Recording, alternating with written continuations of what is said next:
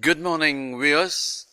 It is A.L. Muthu signing in for the third day's live streaming commentary of the 62nd National Open Athletic Championship here at Kantirava Stadium, Bengaluru, organized by Athletics Federation of India, Karnataka Athletics Association, and NEB Sports Entertainment. In a short time from now, we are about to take up the first event, which will be 5,000 meters final for men. Following that, it will be 5,000 meters women final. At 7:40, 100-meter hurdles for heptathlon athletes. At 7:50, triple jump qualifying round Group 1 for men. At 8 o'clock, 800 meters round 1 for women competitors. At 8:10, javelin throw qualifying round Group 1 for men. At 8:20, it will be 800 meters for round 1 men competitors. At 8:30, high jump for women heptathlon. At 8:50, round 1 of 200 meters for women. At 9 o'clock, qualifying round Group 2, triple jump for men competitors. At 9:10, javelin throw, qualifying round Group 2 for men competitors.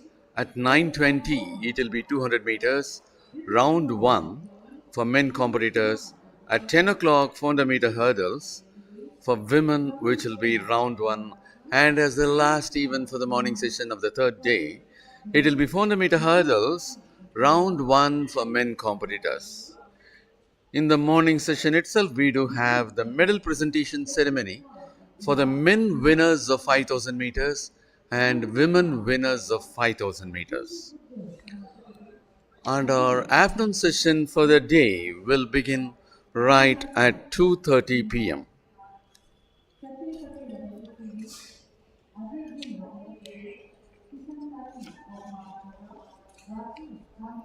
We have 39 athletes to compete for this 5,000 meters.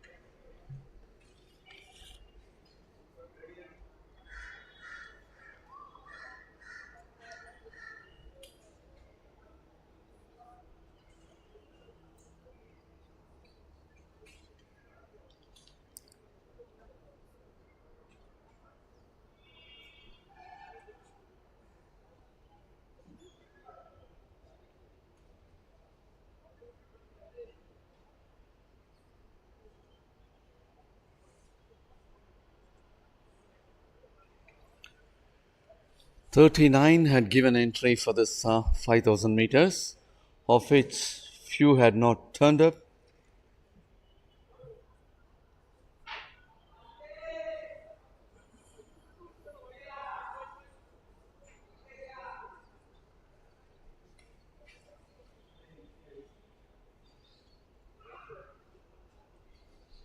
So the number of participants comes to 29,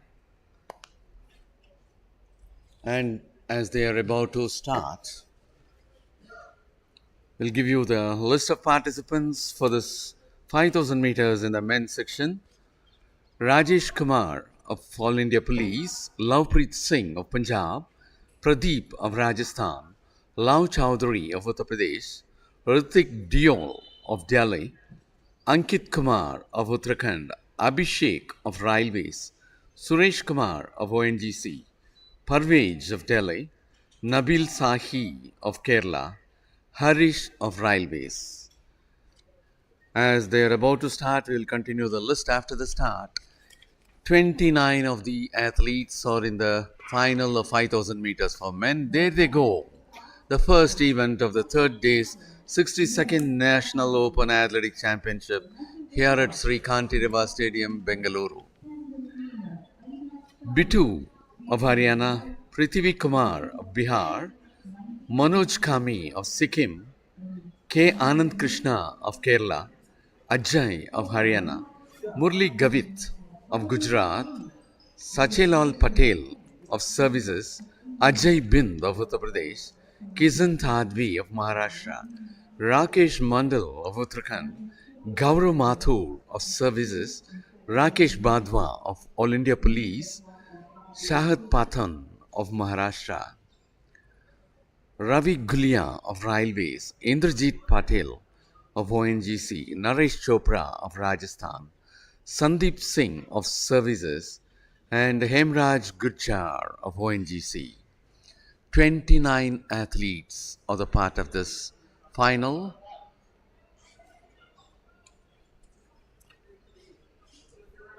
Sun is set to open up here at Bengaluru. The weather condition is very ideal for the athletes.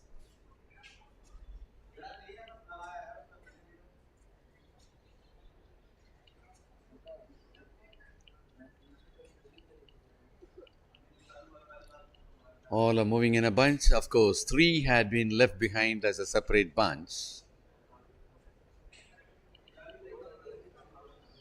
And at present it is 21 degree at Bengaluru, partly cloudy.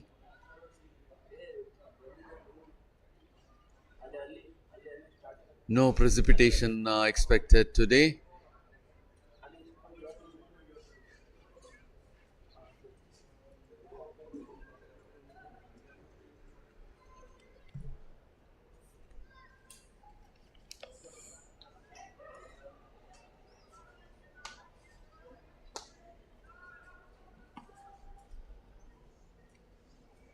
And presently it is Sada Patan of Maharashtra who is in the lead. Of course, there is another athlete, yeah, who is taking over the lead. That is Sandeep Singh of Services. He is now in front.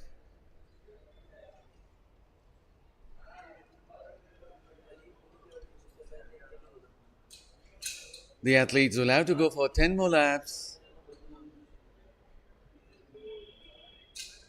having three as the last bench, and prior to that we have two people, and prior to that we have a three. All others remain as a total bunch. And now you could see another person had taken over, that is Pradeep of Rajasthan. Pradeep of Rajasthan in front. Sandeep Singh of Services in the second position presently. And another moving in is Naresh Chopra of Rajasthan, had taken over as the leader now. Naresh Chopra of Rajasthan had taken over.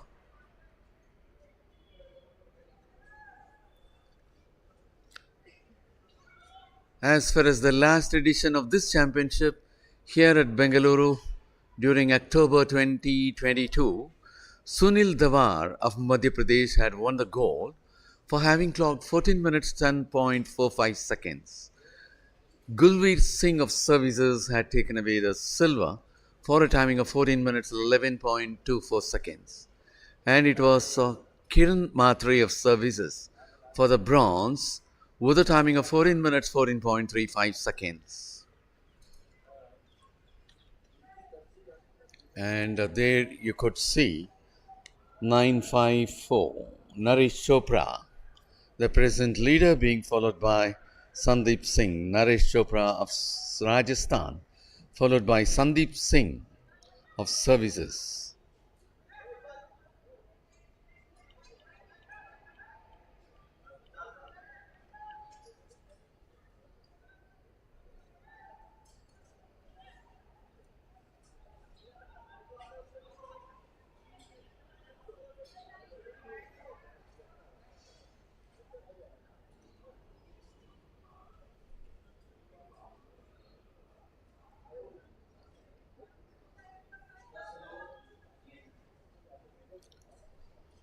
And there are a lot of tips to execute a long distance running.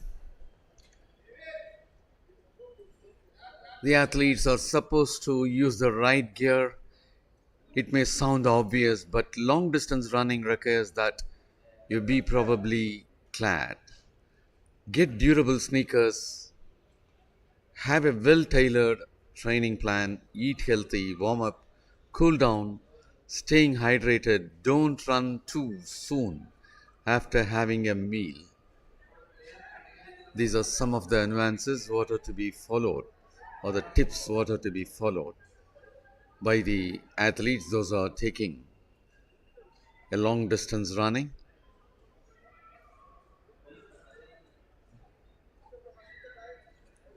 Warming up before a high intensity activity such as long distance running is imperative. A combination of some stretching exercises and a 10-minute walk before the run are highly recommended to eliminate chances of muscle pulls and cramps. And there we could see again Shada Pathan of Maharashtra taking over the leadership. And of course, the top bunch remains with almost 15 athletes, and that is Shada Pathan of Maharashtra.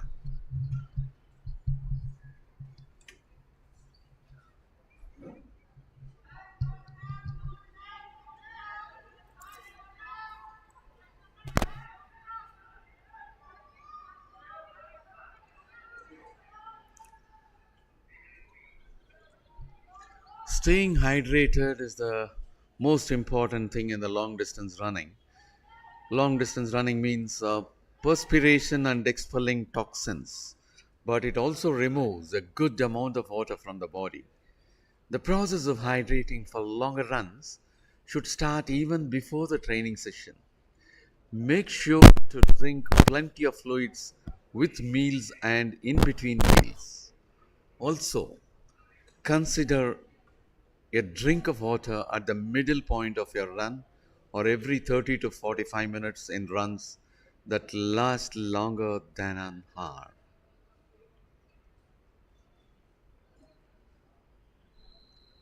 And commonly observed, one mistake what long distance runners often make is failing to pace themselves. Pacing the run means understanding for your body's natural limits. By pushing too hard, too early, you may find yourself unable to finish the distance during a workout or in a competition. Developing a knack for pacing is crucial to runners going the distance.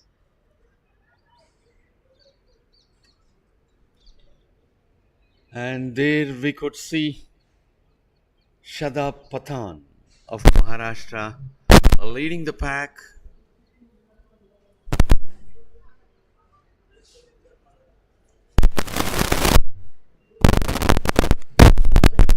And in the second spot, presently Gaurav Mathur of Services.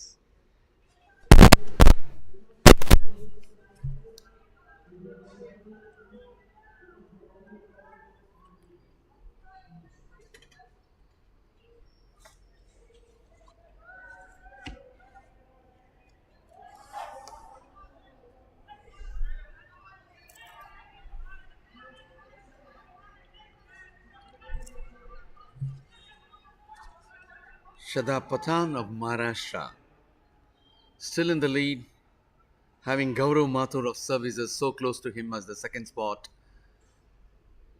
And they are the two leaders, and remaining people are little away, almost 10 meters beyond.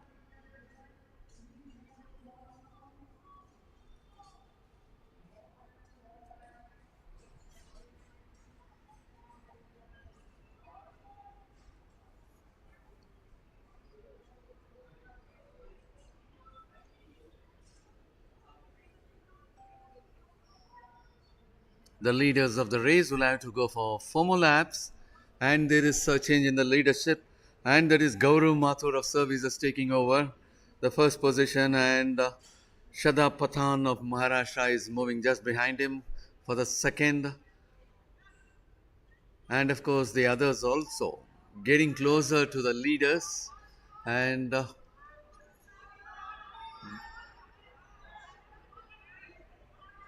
yes, almost there could be a gap of more than 10 meters. Gaurav Mathur of Services is increasing his pace.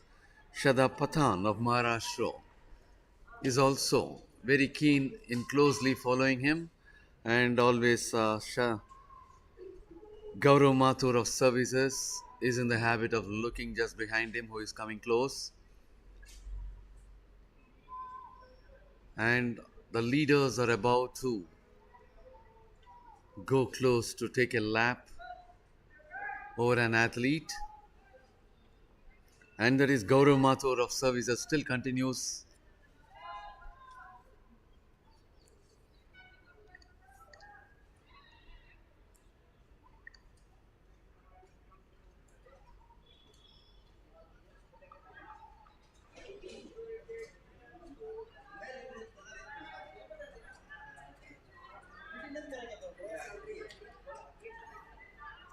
And still, Gaurav Mathur of services in the lead, being closely followed by Shada Pathan of Maharashtra.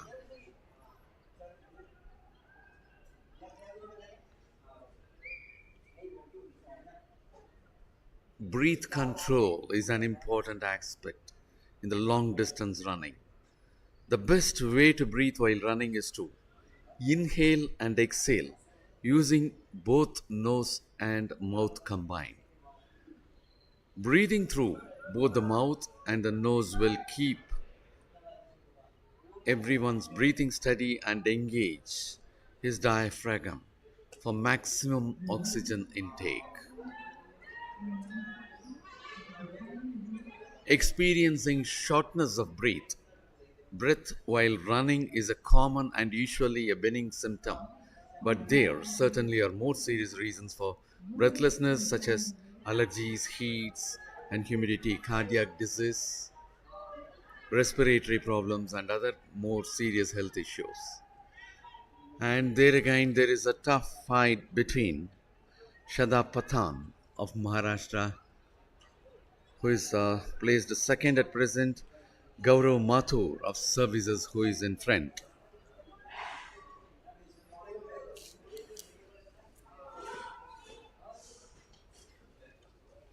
And it appears to be that Gaurav Mathur of services is trying to put a longer strides.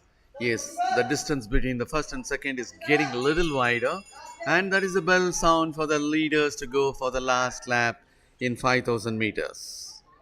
Yes, very rightly, after 3 or 4 laps, it was Gaurav Mathur of services who had taken over as the leader, and that had put Shada Pathan of Maharashtra for the second spot.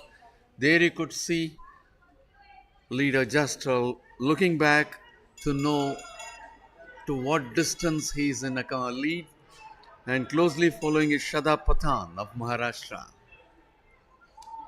And of course, 1022, Gaurav Mathur. He is a leader.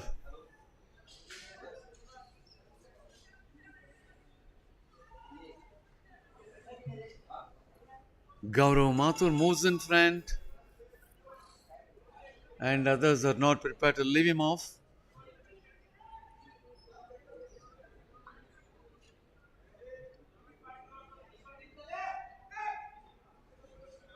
And there, almost as a bunch, many of the athletes,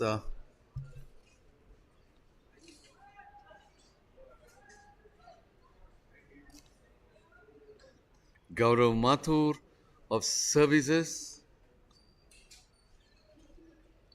Shada Pathan of Maharashtra,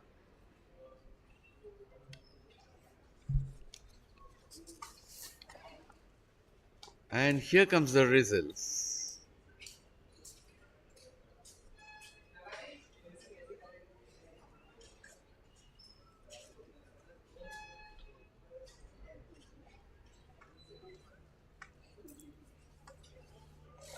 And in this case, almost as a bunch, many of the athletes finished together, and it was for the photo finish to gauge that very precisely, and of course, the officials at the finish are working at it.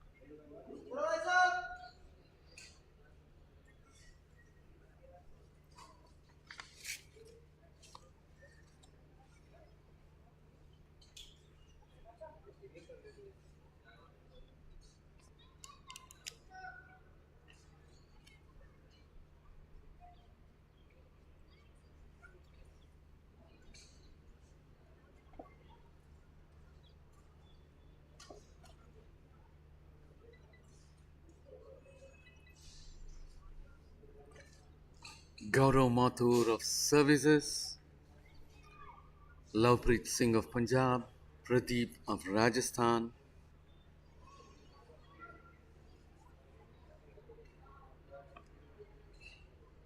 and other athletes finished as a bunch. We'll have to wait for the results.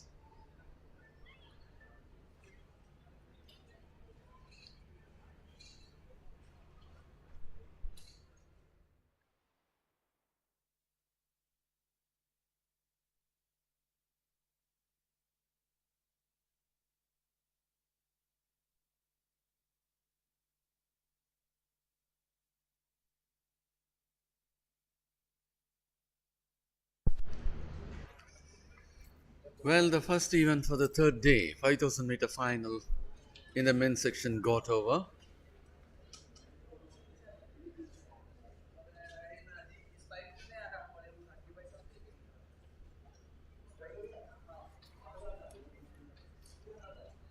In another 5 minutes' time, we are about to take up the final of 5000 meters in the women's section.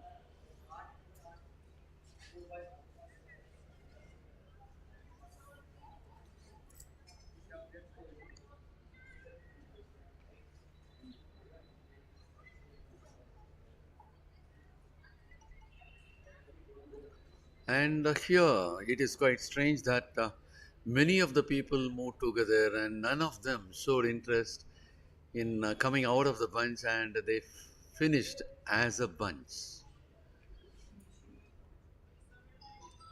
So, from this point, we were not able to gauge as to whom finished on top, who followed next. We'll have to wait for the official results. Normally, in the long distance runs, we'll be able to find out the top position winners, first, second, third, and all in a very easy manner. But this remained as an exception.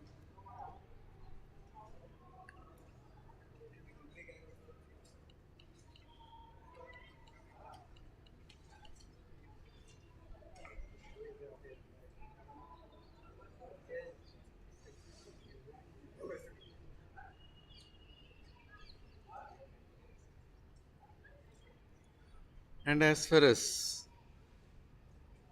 the long distance is concerned, there is a proper running technique. It is also said the top six tips are over there. Avoid overstriding, regardless of whether you heel strike or forefoot strike. The position of this contact in relation to the rest of your body has a huge role to play in determining how heavy the impact and subsequent braking forces are. A good rule of thumb in terms of overstriding is to look for the alignment of knee and ankle upon initial contact. Ideally, we are looking for the knee to be flexing directly above the ankle on initial contact. If the running is overstriding, you will see the ankle ahead of the knee.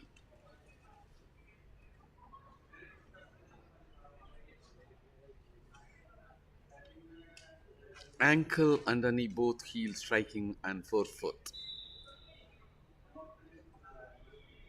Overstriding patterns such as those seen above can be the result of number of factors, in particular poor posture and running with a cadence. Yes, in a very short time from now, we are about to take up the second event for day three, which will be 5000 meters for women. And as far as the 5000 is concerned,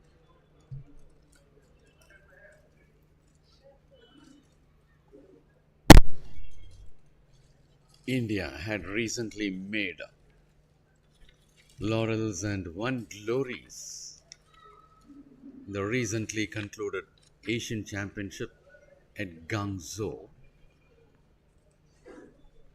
And in the Asian Championship, Parul Chowdhury had won silver, Ankita had won bronze.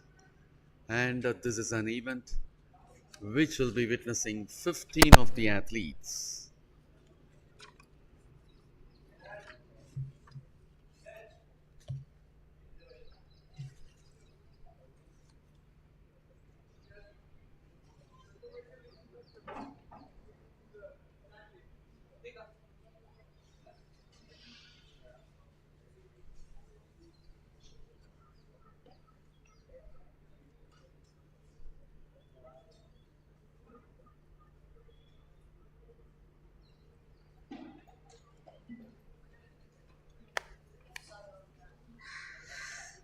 athletes are getting ready to take their 5000 meter final.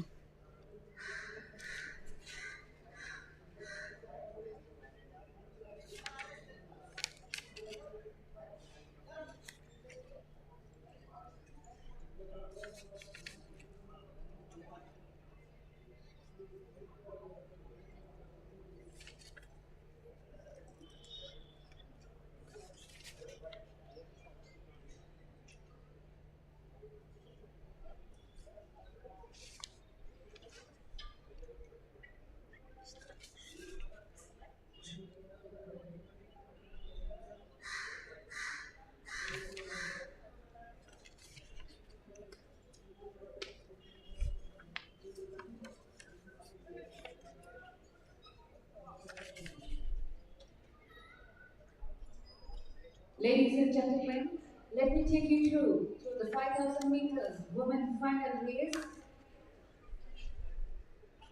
Representing Jharkhand is Sukriti Kachar. Representing Maharashtra is Prajakta Shinde.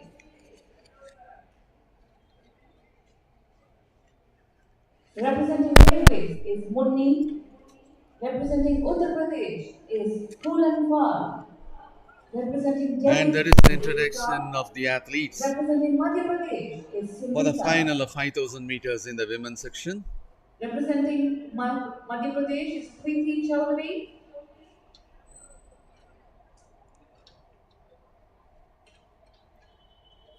Representing Railways is Ankita. Representing Himachal Pradesh, Seema. Meenu Sharma from Uttarakhand. Rashtiben Chaudhary from Gujarat. Ravi Paul representing Railways. Varsha Nagar representing Police Sports Control. Representing Goa is Sapna Patel. Pooja is representing from Rajasthan. The national record in women's 5,000 meters stands in the name of Parul Chaudhary, created in 2023 at Walnut with a timing of 15 minutes 10 seconds. And the meet record stands in the name of Upi Jaisha, created at Kolkata with the timing of 15 minutes 31 seconds.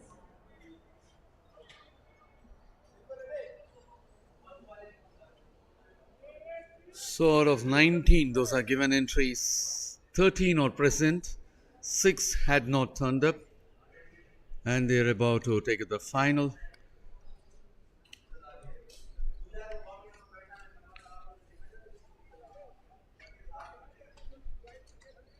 Distance between the leaders and the next athlete is getting widened. It is almost 90 meters. 90 meters behind, we have the fifth athlete, and from the leaders, almost 60 meters behind, the sixth athlete, and 80 meters behind, the seventh athlete, and 100 meters behind, the ninth athlete.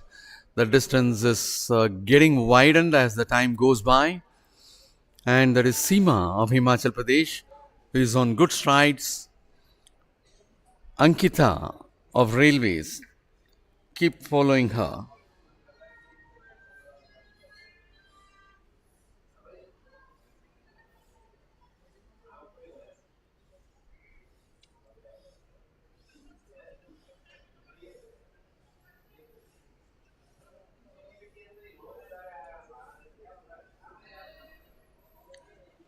And there is Seema of Himachal Pradesh in front, Ankita of Railways in the second spot, Drashtiban Chaudhary of Gujarat in the third spot, Muni of Railways in the fourth spot. The leaders will have to go for 3 more laps.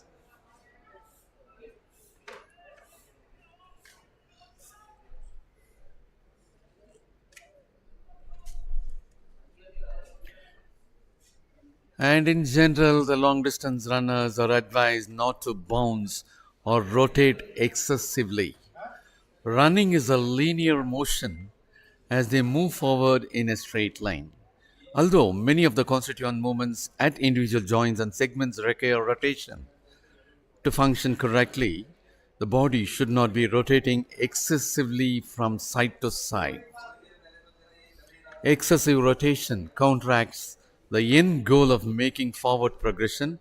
In fact, it causes energy to control and stabilize a big inefficiency. And there we could see Drashtiben Chowdhury of Gujarat putting herself in front, having Seema of Himachal Pradesh at the second spot.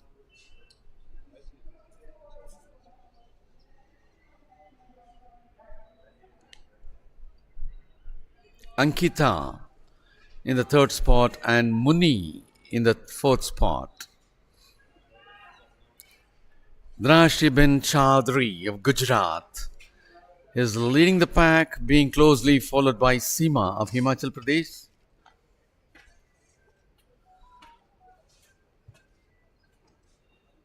And that is Drashtiben Chowdhury of Gujarat in the front, Seema of Himachal Pradesh in the second position.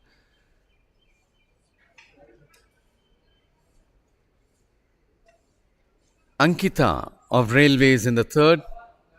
And I hope this is one Ankita who had won a bronze medal in the Asian Championship and not in the recently concluded Asian Games at Guangzhou, China.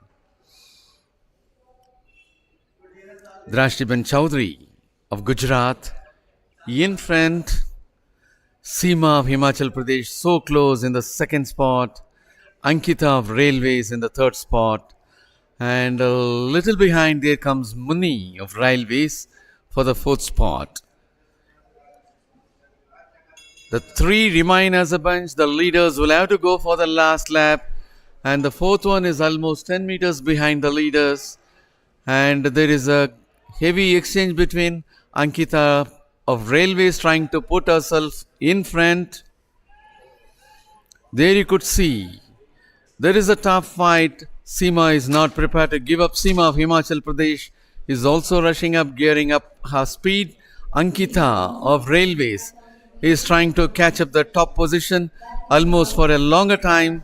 Ankita and Seema are running parallel next to next, and this is the stage where Ankita of Railways is taking over, and in that curve, executing the last curve of the race, Ankita of Railways is taking over in a very rapid space, leaving Seema of Himachal Pradesh just behind, and Drashtiben Chowdhury of Gujarat is well behind for the third spot. There you could see Ankita of Railways putting up a great speed towards the finish of the race, a very tactical race, leaving Seema of Himachal Pradesh for the second spot, and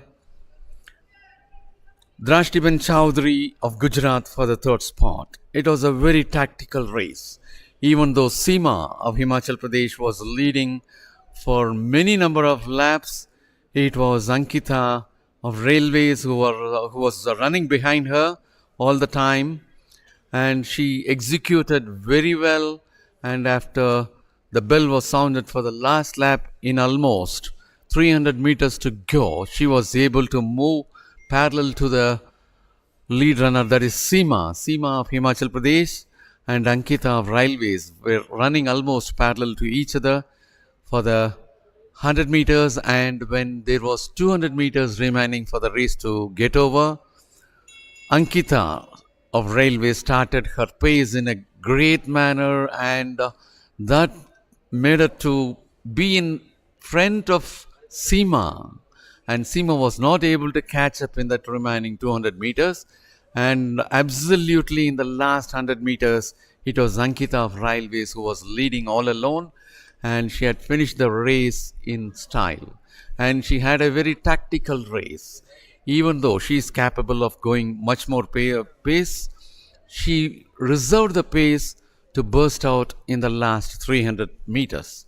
When she tried up to open in the last 300 meters, running parallel to her for next 100 meters, and only in the last 200 meters she was able to gain the lead over Seema of Himachal Pradesh. And that shows the tactical race by Ankita of Railways to win the gold in this, leaving Seema of Himachal Pradesh for silver and Drashtiben Chowdhury of Gujarat for bronze. Drashtiben Chowdhury of Gujarat was not in the top 4 all through the race. Only in the last three laps she came up, and at one point of time she was almost the leader for one lap. And after that, she remained in the top three, and she never lost the bunch of top three, so that she was able to finish in the top three. And Muni of Railways, who was maintaining the fourth place all along, had lost in the last two laps. If she could have maintained in the last two laps, even there could have been much more fight for the leaders, and probably they would have shown a better timing. Well, as far as the concluded the 5000 meters, which had a great finish. Yes. Initially, Shadab Patan of Maharashtra was in a great lead, and Naresh Chopra of Rajasthan was also taking that lead. The finish happened to be a different when compared to the other long distance running. Yes, it was in a bunch. The results: Murli Gavit of Gujarat finishing on top with a timing of 14 minutes 08.49 seconds. And if you could see into the meet record, that stands at 13 minutes 54.72 seconds. National record 13 minutes 19.30 seconds. Murli Gavit of Gujarat won the gold. Gaurav Mathur of Services won the silver for 14 minutes 08.54 seconds. Sachalal Patel of Services won the bronze for 14 minutes 08.56 seconds. Pradeep of Rajasthan won the fourth place with 14 minutes 08.62 seconds. Lavpreet Singh of Punjab for the fifth place with 14 minutes 08.69 seconds. Shadab Patan of Maharashtra with 14 minutes 08.74 seconds. Naresh Chopra was another athlete representing Rajasthan, getting the eighth place.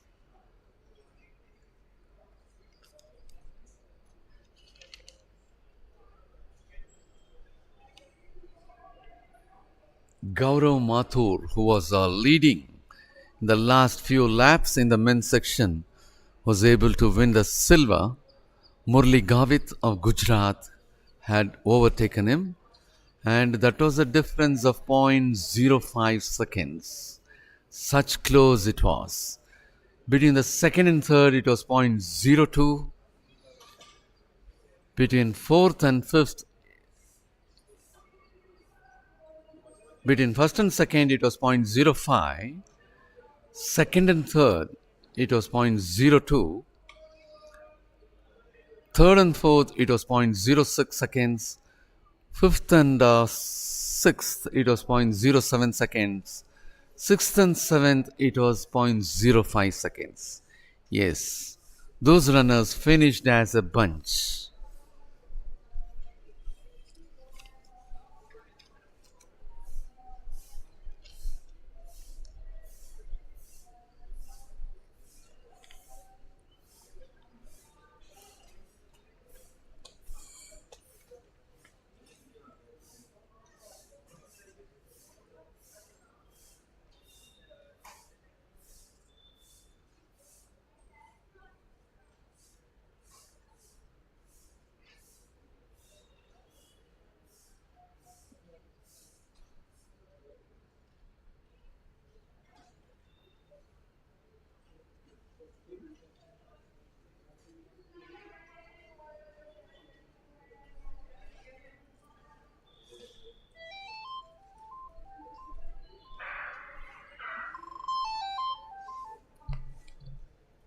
Hello.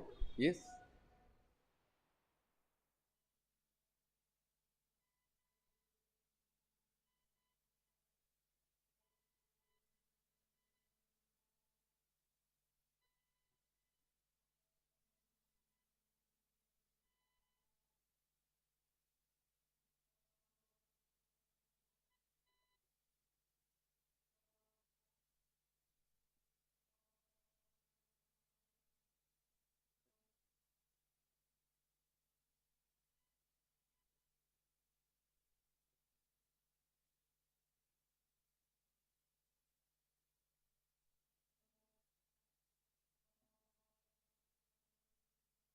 Well, for the information of the viewers, and next event will be 100-meter hurdles for women heptathletes, which will be at 7:40. And there comes the results of 5,000 meters in the men's section.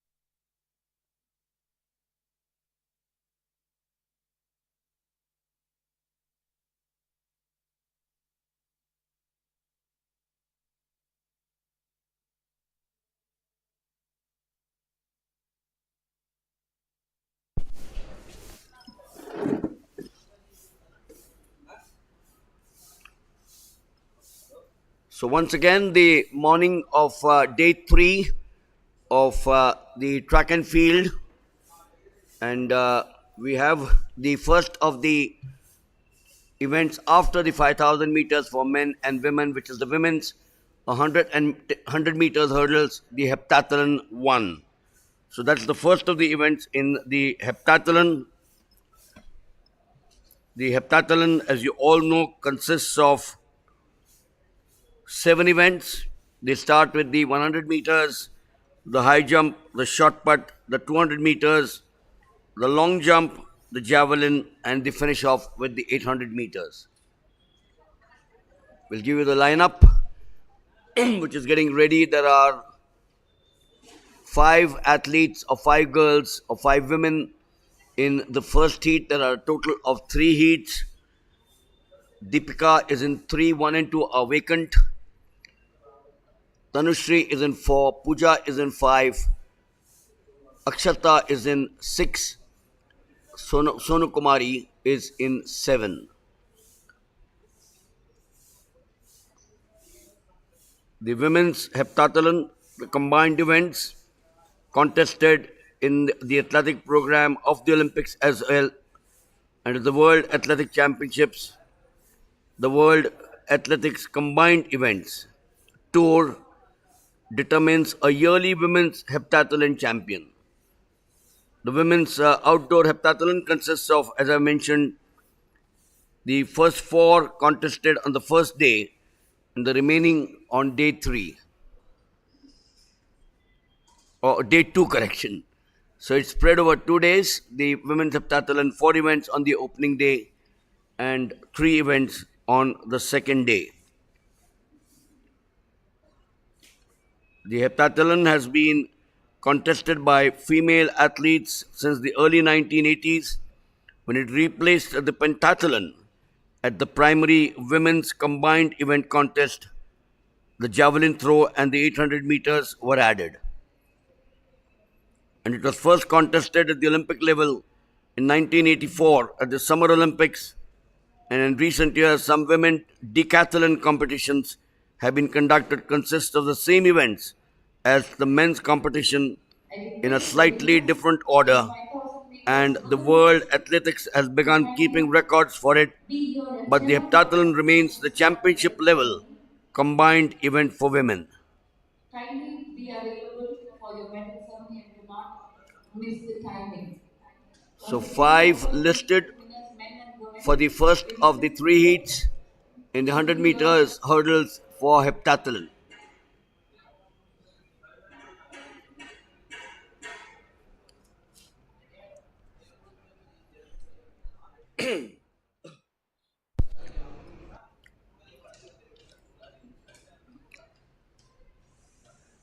Lane 3 is Deepika S of Tamil Nadu, 426.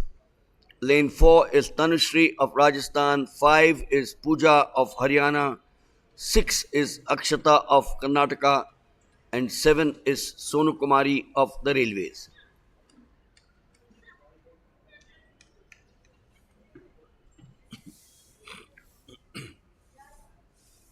Once again, we have a packed day here at track and field in the 62nd National Athletic Championships. We're coming to you live from the Sri Kantirwa Stadium in Bangalore.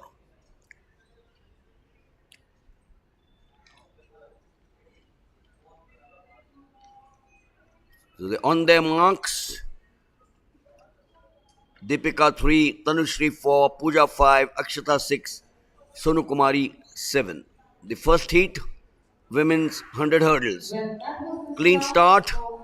The first event in women's heptathlon. So in the inside and in the middle, it's Deepika, very clear there for Tamil Nadu, and on the outside, the combination of Akshata and Sonu Kumari. So not much to choose in this event for these 5 girls, but certainly a good start for Deepika S. She'll muster up those big points.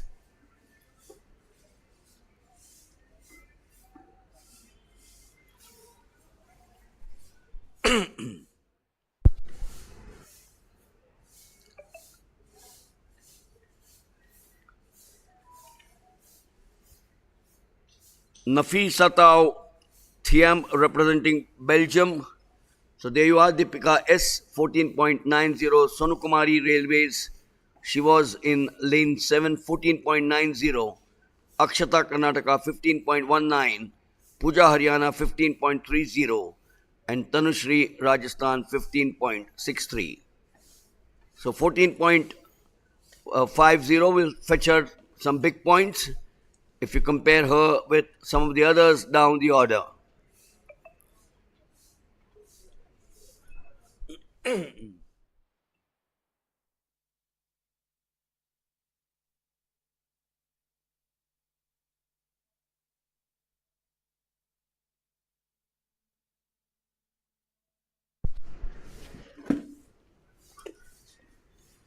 We will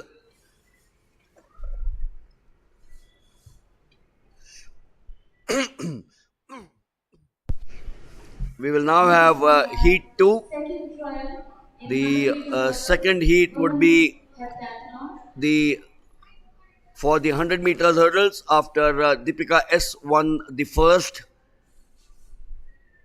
The second heat will have lane 3, Swapna Burman of the Railways. Should be the favorite. Nimi VO of Delhi, Neeta Kumari of Rajasthan, Alina Vincent of the Police, Jyoti of Haryana, and R. Sangeeta of Tamil Nadu.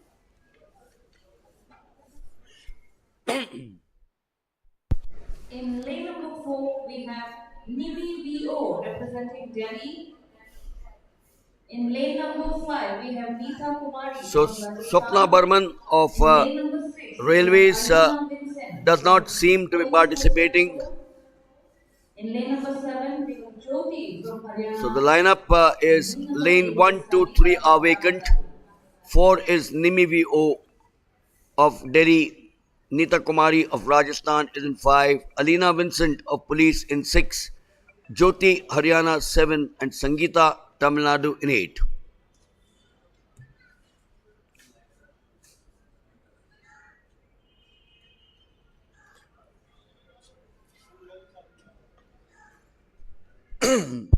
This is heat 2 of the women's 100 meters hurdles for the heptathlon. First of the 7 events in the heptathlon.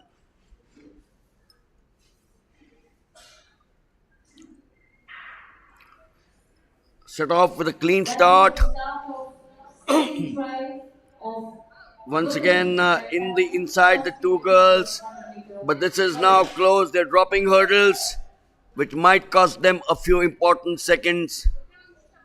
Jyoti, I suspect, of Haryana, should pick up the fastest of the timings in the second heat. Is she better than Deepika of Tamil Nadu,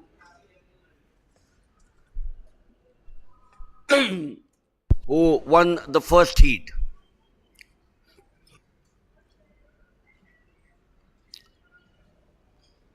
So Jyoti 14.96, Nimi VO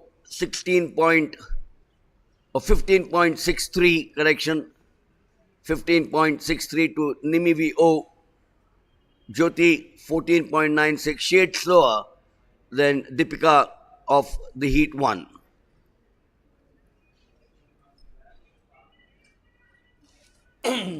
The others, Neeta Kumari, Sangeeta 16.08, Neeta Kumari 16.89.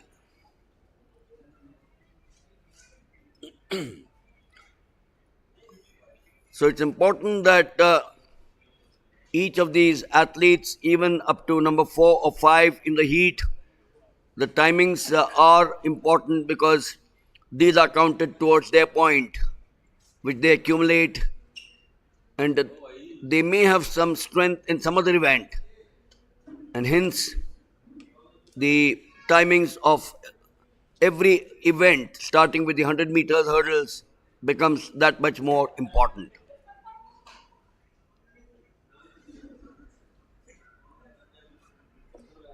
Next, please, we have of women heptathlon 100-meter hurdle. In lane number 3, representing Kerala, is Maria Thomas. In lane number 4, representing Rajasthan, is Sonu Balotia.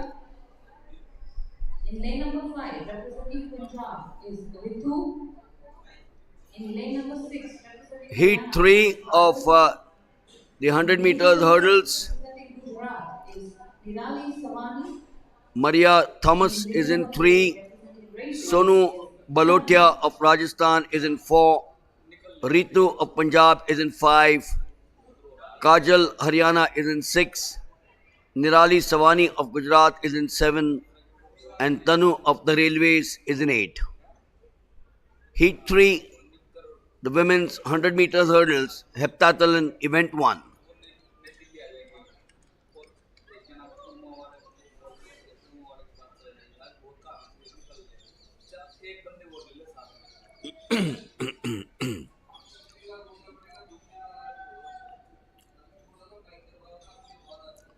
In fact, when we went back to Thiam of Belgium, she successfully defended her 2016 Olympic title of Rio de Janeiro, and she's also the reigning European champion. Katharina Johnson Thompson, representing Great Britain, is the current world champion and the Commonwealth champion. Off now, 5 of them. It's Maria Strong, so too is Ritu. Once again, dropping those hurdles, costing them some precious moments. Lane 3, I suspect, or lane 5. Lane 5, Ritu was strong with a good start to her.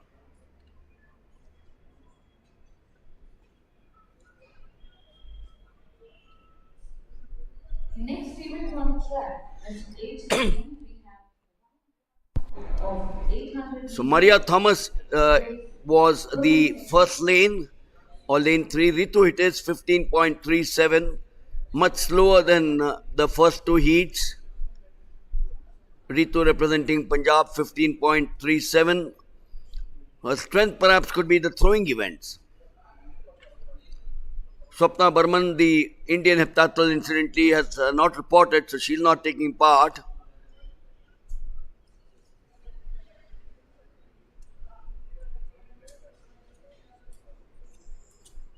We're waiting for the others, but Ritu clearly taking it away 15.37.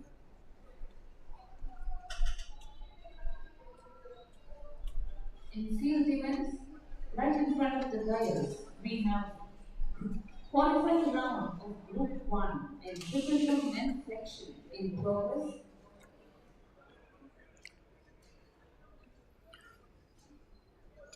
So the complete timings: Kajal of Haryana 15.67, Tanu of the Railways 15.69, Maria Thomas Kerala 15.82, Soni Balotia of Rajasthan 16.70, and Nirali Savani of Gujarat 18.39.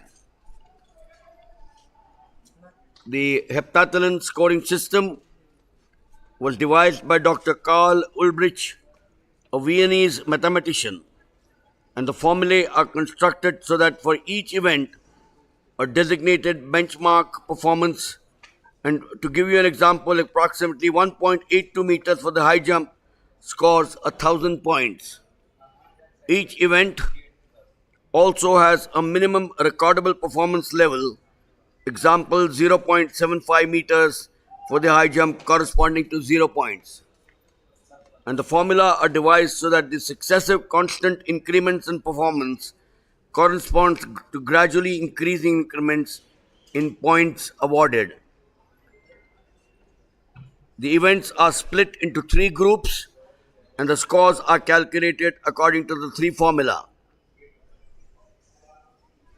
Slightly complex, but that's the way these points are calculated in the heptathlon.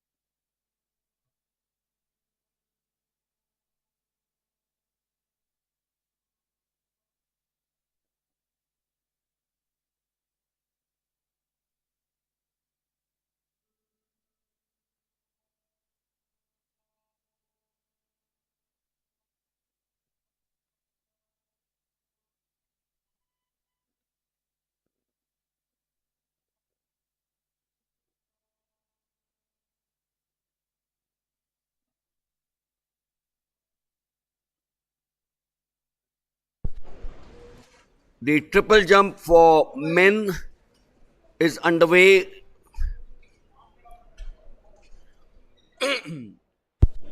There are 11 participants in the triple jump, which is the qualifying round. The national record, Praveen Chitrawal in Havana, Cuba, 17.37 in 2023, the month of May. Ranjit Maheshwari set in Kochi in 2010, 16.97.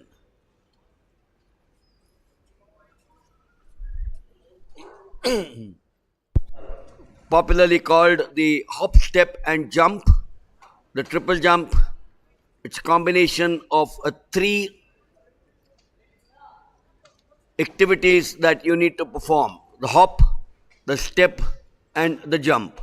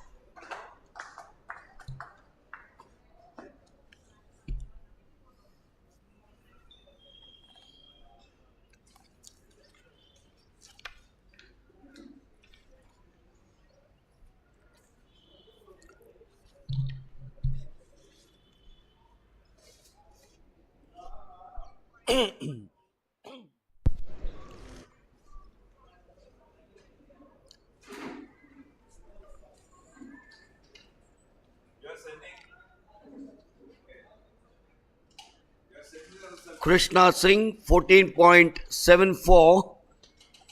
Reminder that the meet record is 16.97. Ranjit Maheshwari at Kochi, 2010, 13 years.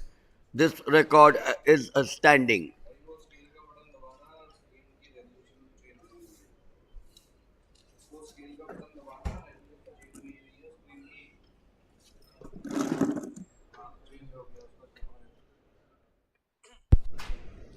लेकिन क्या होता है, गिरता है, problem वो है.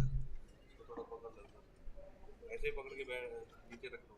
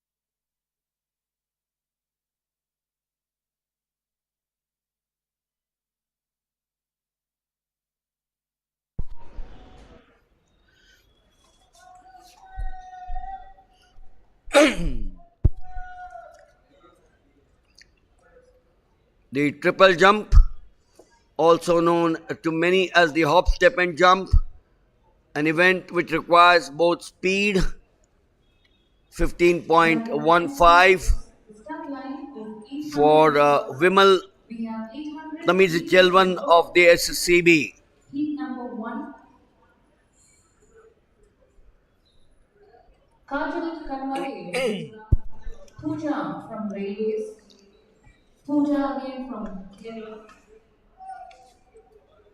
Pooja from Haryana, Asha Kiran Barla of Jharkhand, Shivani of Bihar, Avni Kawat. The second of the services triple jumpers, Karthik Yu of the SSCB. Heat number 1. His compatriot had 15.45. Karthik Yu of the SSCB. So there are two from the SSCB jumping in quick succession.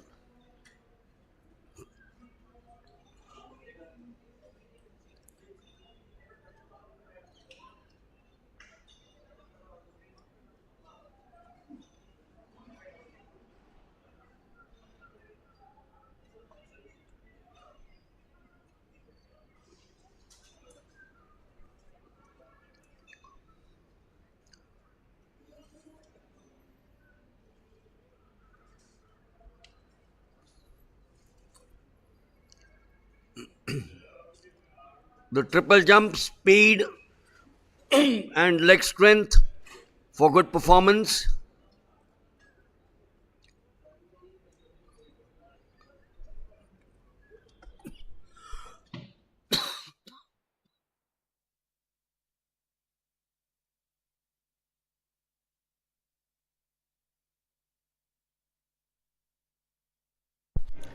Akash Varghese of Kerala.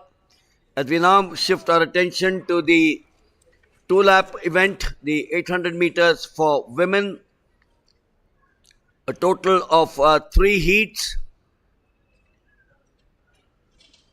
The national record, Tintuluka of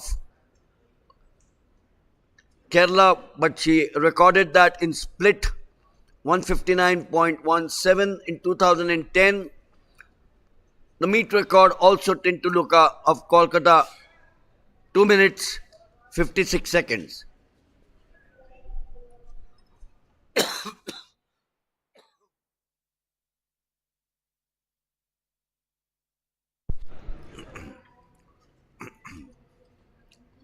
So 3 heats.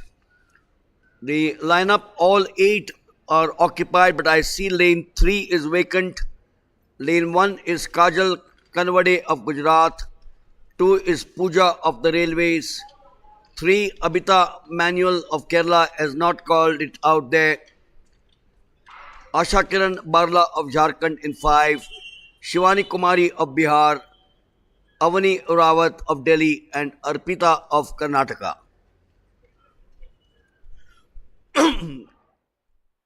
Call back again.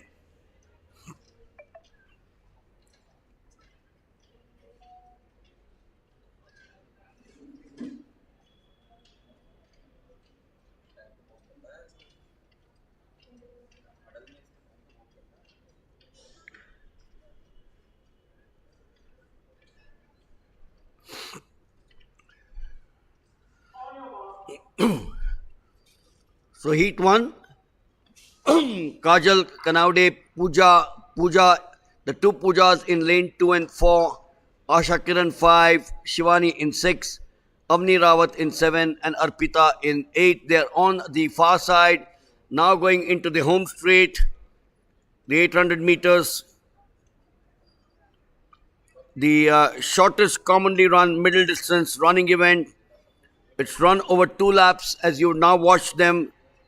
Normally an outdoor event and has been an Olympic event since the first modern games in 1896. And during the winter track, the event is usually run by completing 4 laps of an indoor 200 meters track. The women's world record has stood for a long time, set way back in 1983 by Jarmila Kratichkilova, 1 minute 53.29, and the world record in the men is David Rushida. The call will now come for the last 400 meters, but they're all bunched together. Who is able to break away is going to be the big one. The 800 meters, the event was derived from the imperial measurement of a half mile, 880 yards, a traditional British racing distance. The 800 meters is 4.6 meters less than half a mile. They're now on the back straight, getting to open out. Very strong field there.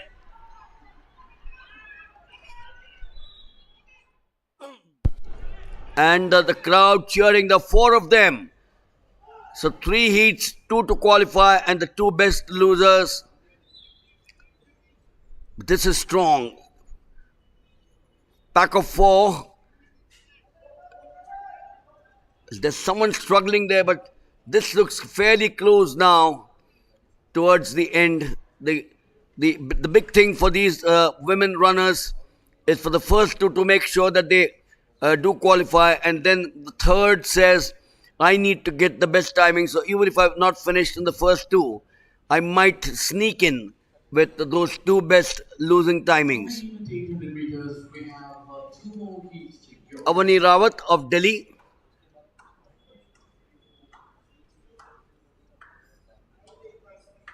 Asha Kiran Barla of Jharkhand 2 minutes 13.58. Pooja of the Railways 2 minutes 13.99.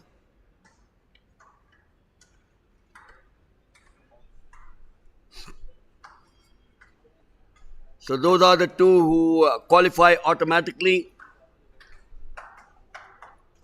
They qualify automatically for the next round. And then Kajal Kanwade of Gujarat 215.76. So she is going to find it a wee bit difficult because when you look at 215.76 to 213.59 or 99 or 213.58, that looks a little difficult. Pooja, the second Pooja, 214.43 of Haryana. So actually Kajal Kanwade of Gujarat is in fourth place with 215.76. I don't think she'll make it to the next round. The two Poojas, one of them has qualified with 213.99. The second Pooja would be looking at a place towards the end with 214.43. The second heat in the 800 meters. As they set off, Shivanshi in 1, Akshana in 2, Archana in 3, Usha in 4, Chanda in 5, Savita in 6, Shika in 7, and Jyoti Saini in 8.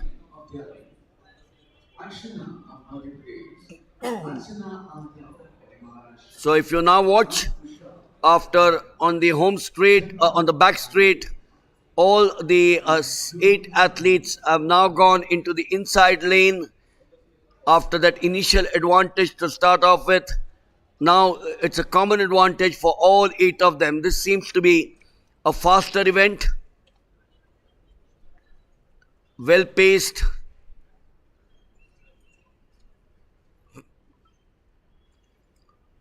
The event, of course, combines aerobic endurance with anaerobic conditioning and sprint speed, as the 800 athlete has to combine training for both.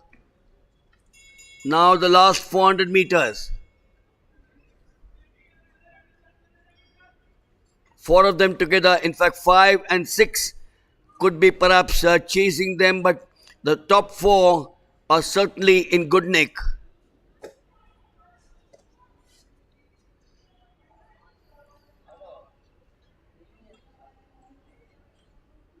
The 800 meters is also known for its tactical racing.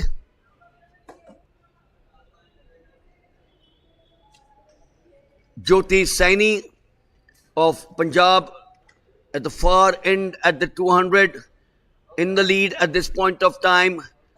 She's built up approximately half a meter lead. She's got someone on her heels from the outside trying to come in, but Jyoti Saini is very strong. She's got the ability to sprint away. And this, as I said, is a tactical race because it is the shortest middle distance event. That is, all the runners converge into one lane after the first bend, and positioning on the out in the positioning of the pack is critical to the outcome of the race.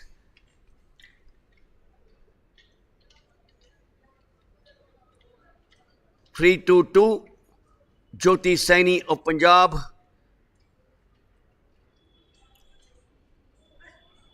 Shiny Wilson.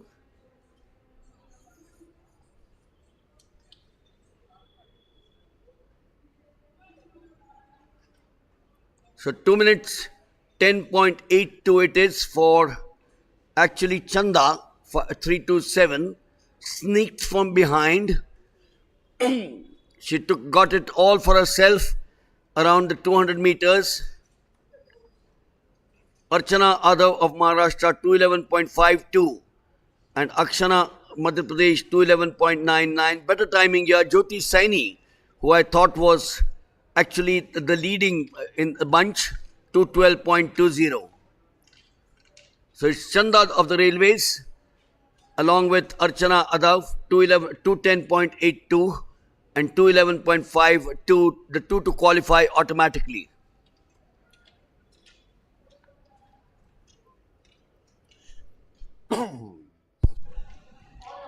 Heat number 3. Lane 2 is Deepashri, lane 3 is Anshu, 4 is Sukhwinder, 5 is Chantini, 6 is Twinkle, 7 Jamuna and 8 is Anuj. So those lanes will be only up to this particular point when they'll now get into the inside lane, which is what they do after the first bend. Going into the back straight, it's all together now.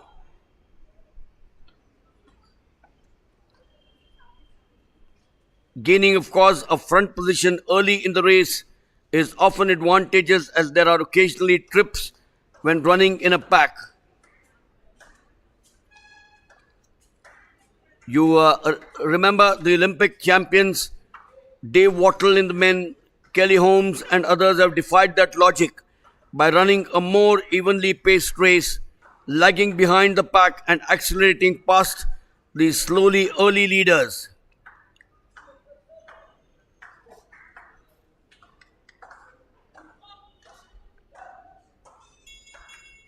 Yamuna Ladkat, Chantini C, Kerala.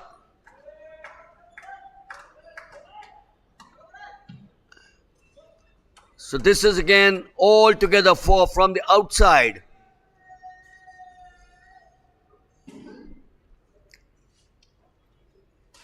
So they're now on the back straight, all 4 together. This is the beauty of this event. When you have a competitive field, the 800 meters participants usually run a positive split where the first lap is faster, but a negative split is occasionally run as a tactic. Theoretically, an even split is the most efficient running mode, but it is difficult to pace correctly. Onto the home straight now.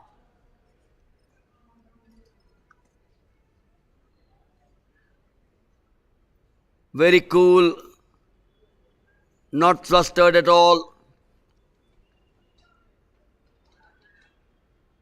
So that's heat 3 of the women's 800 meters.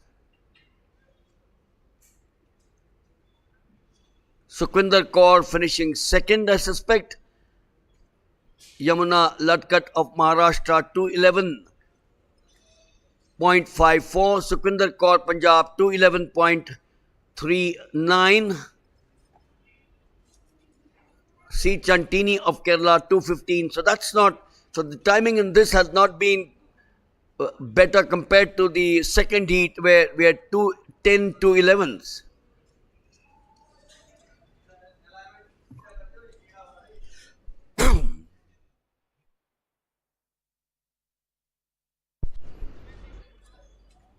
But nevertheless, Yamuna Ladkat of Maharashtra and Sukhwinder Kaur qualify automatically. Chantini will have to wait to see. Deepashri's 217.13, I don't think would fetch her a qualification for the final 800 meters. Final.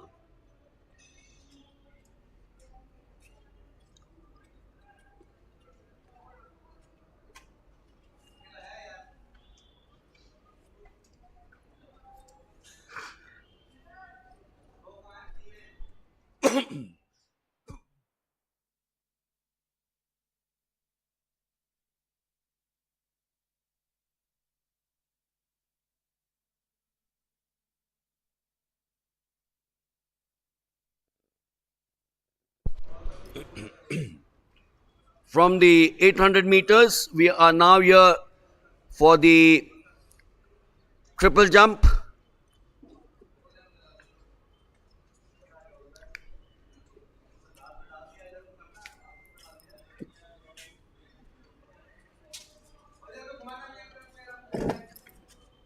So while we have a look at the triple jump, in many ways, of course, the triple jump is similar to the long jump, but extra strength is required to perform the 3 consecutive phases, the hop, the step and the jump.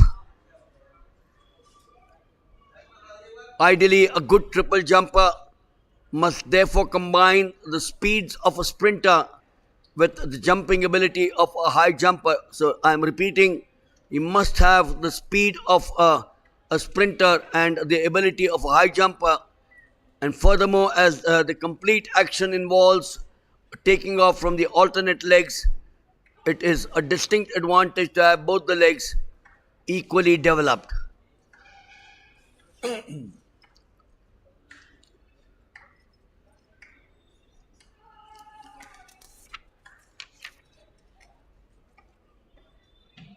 Akash Varghese representing Kerala. We have 11 starters. The triple jump, the national record, Praveen Chitraval, Havana, the Cuban capital, 17.37 in 2023 May. So that was just a few months ago. But the meet record of Ranjit Maheshwari was set 16.97 in 2010. So 13 long years. The meet record has stood. That was set in Kochi by Ranjit Maheshwari. The athletic family, V.S. Sureka, the pole vaulter, she's very much here, and Ranjit Maheshwari, who with the railways is now based in Mumbai.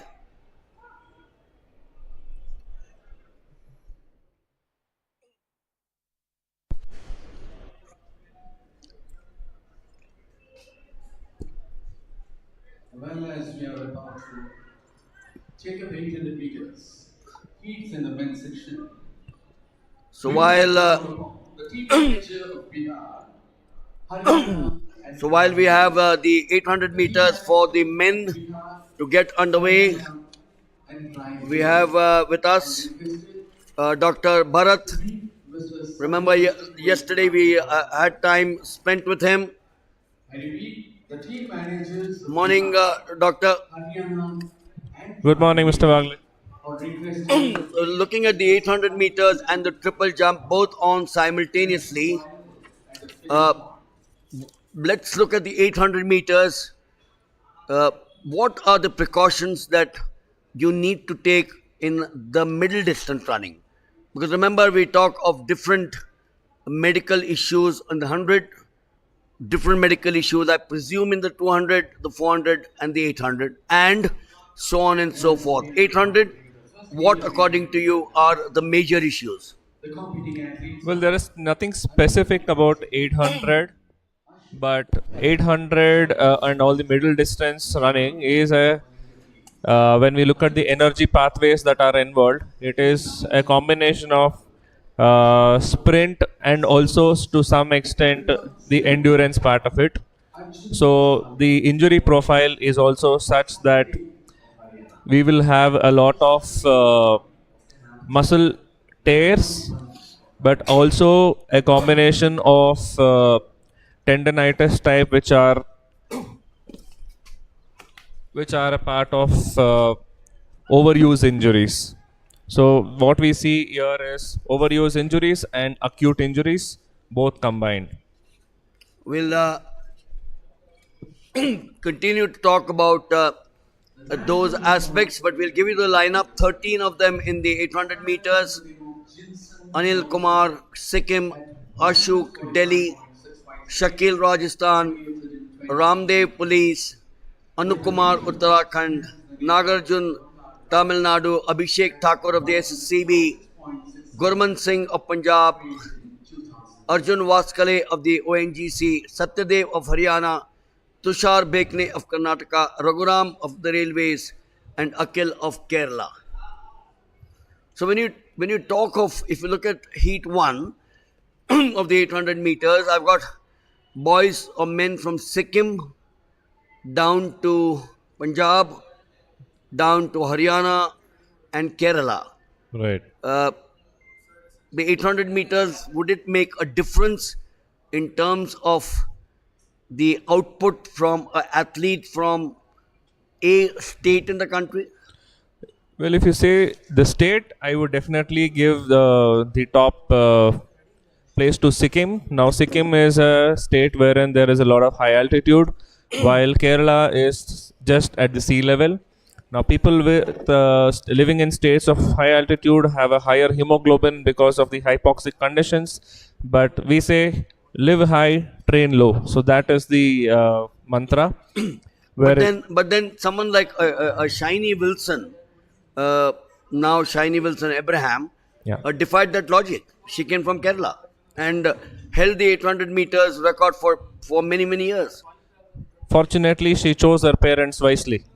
She had the genes, and then the proportion of muscle fibers were like just perfect for her to perform the event. So genes play a vital role, and then of course there are advanced genomic tests today to detect the genes and then what kind of muscle fiber profile that you have, so that you can ideally choose the event right from the word go when the athlete starts training very young. And that was the start. So we now set off here on the first lap. A reminder that the athletes after the first bend would all get in. The world record, David Rudisha, 140.91 in the men, set in 2012. Records, Doctor, if you look at the world record 2012, the men's record also 2018, 5 years. And the meet record, Gamandaram, 2005. So, according to you, would be the reason as to why in the 800, and we're talking the 800 because that's on at this point of time, as they go into the final 400 meters, why do you think they wouldn't have been broken? Is it got anything to do with medical science? Definitely. Now, one thing the athletes do a lot these days is abuse supplements. Now, supplements, you need to understand that they are made in the factory. So, they need to have some kind of shelf life. They come with a lot of preservatives, which in turn hamper the gut microbiome, and then it affects their recovery. So, what in fact the athlete thinks is it is helping them, while it is actually doing more harm than good. Talk of that interesting aspect, when you're looking at a fabulous finish out there, there are as many as 7, because one of them or two of them breaking away, looks over his shoulder, and the top two would qualify. So the important aspect is that the top two, irrespective of the timing, qualify. So the number 3 man says, I need to be as quick as possible to make sure that I'm in the last two or the best two losers, because from the 3 heats, the top two, and then the top 2 losers qualify. Anil Kumar of Sikkim, Doc, you are on the dot there. Let's see, we're still waiting for the final results to come in. Anil Kumar, of course, Sikkim started it there. Has he done well enough to push himself? But Anu Kumar of Uttarakhand, so there you are, another lad from the high Altitude state. So it's very simple science, is it? Yes, it is very simple science combined with genetics and then the right nutrition. Okay, so the most important aspect here is nutrition. Unless you give the body the raw ingredients, okay, so genes only are 50%. Okay, so the environment, which includes your sleep, stress, your training, and your nutrition, is the other half. So Anu Kumar, Dr. Uttarakhand, 152.06. Satyadev from the Plains, Haryana, 152.10. And Shakir from Rajasthan, 152.16. So Anu Kumar and Satyadev qualify automatically. Shakir will have to wait, but one has also seen, throwers come from Rajasthan, Haryana, Punjab. But over the last few years, we've seen that Haryana has also started producing some good runners. Attribute that to something? Not specifically, but Haryana is like pouring their money into sports. So they have been encouraging by offering prize monies, huge prize monies. I think they are the best in the country, and the number of participants are more, and then they have a bigger, I would say, better job profiles for people who actually win, especially in police and railways and all that. So we're coming now to the second heat. Anandu Mon in 1, Anant Gautam 2, Chaitanya Holgare 3, Ashok Dandasena in 4, Byan Singh 5, Anand Prakash 6, Prakash Balu 7, Surya 8, Pushpendra 9, Harjot 10, Somnath 11, Ravi Kumar 12, and Parmesh Kumar 13. 26 plus 13, what's it? 39 runners in the 3 heats of the 800 meters. The 800 meters, as I mentioned before, derived from the imperial measurement of a half mile, 880 yards. A traditional British racing distance of 800 meters is 4.6 meters, less than half a mile. The event, of course, combines aerobic endurance with anaerobic conditioning and sprint speed. Yes. What are these two words? They look Dutch to me. So when we talk about aerobic, it involves the use of oxygen for management of the substrate, whether it is glucose or fat. But predominantly, the longer distances are fat burning events where the athlete sustains on fat as fuel, while the anaerobics are basically where the glucose is metabolized with the production of lactate. So that is the difference between an endurance and a sprint event. So, simple explanation to get you to those terms. And when you look at, Doctor, the sprinters at the back straight there are 3 or 4 of them with a plan in mind. And when you're putting yourself that extra bit, is there a possibility of an injury at that point of time? Well, we talk about arousal on the Graham day. Okay, so it is like a U-shaped curve. If you have too less arousal, okay, again you cannot perform, and then your reaction time is more. And if you are over aroused, okay, so that leads to anxiety and increased heart rate. That again decreases your performance. You need to be optimally aroused, and then so you need to do a lot of self-talk, and then you need to have that positive mindset on the race day to perform well. So once again, looks like a boy from Haryana, Parmesh Kumar, but we'll wait for the official results to come in. The 800 meters is also known for its tactical racing because it is the shorter middle distance running. Is it Somnath Chauhan of the Railways 150.33, the SSCB Prakash Balu Gaud 150.55. So if you now look at this heat, Dr.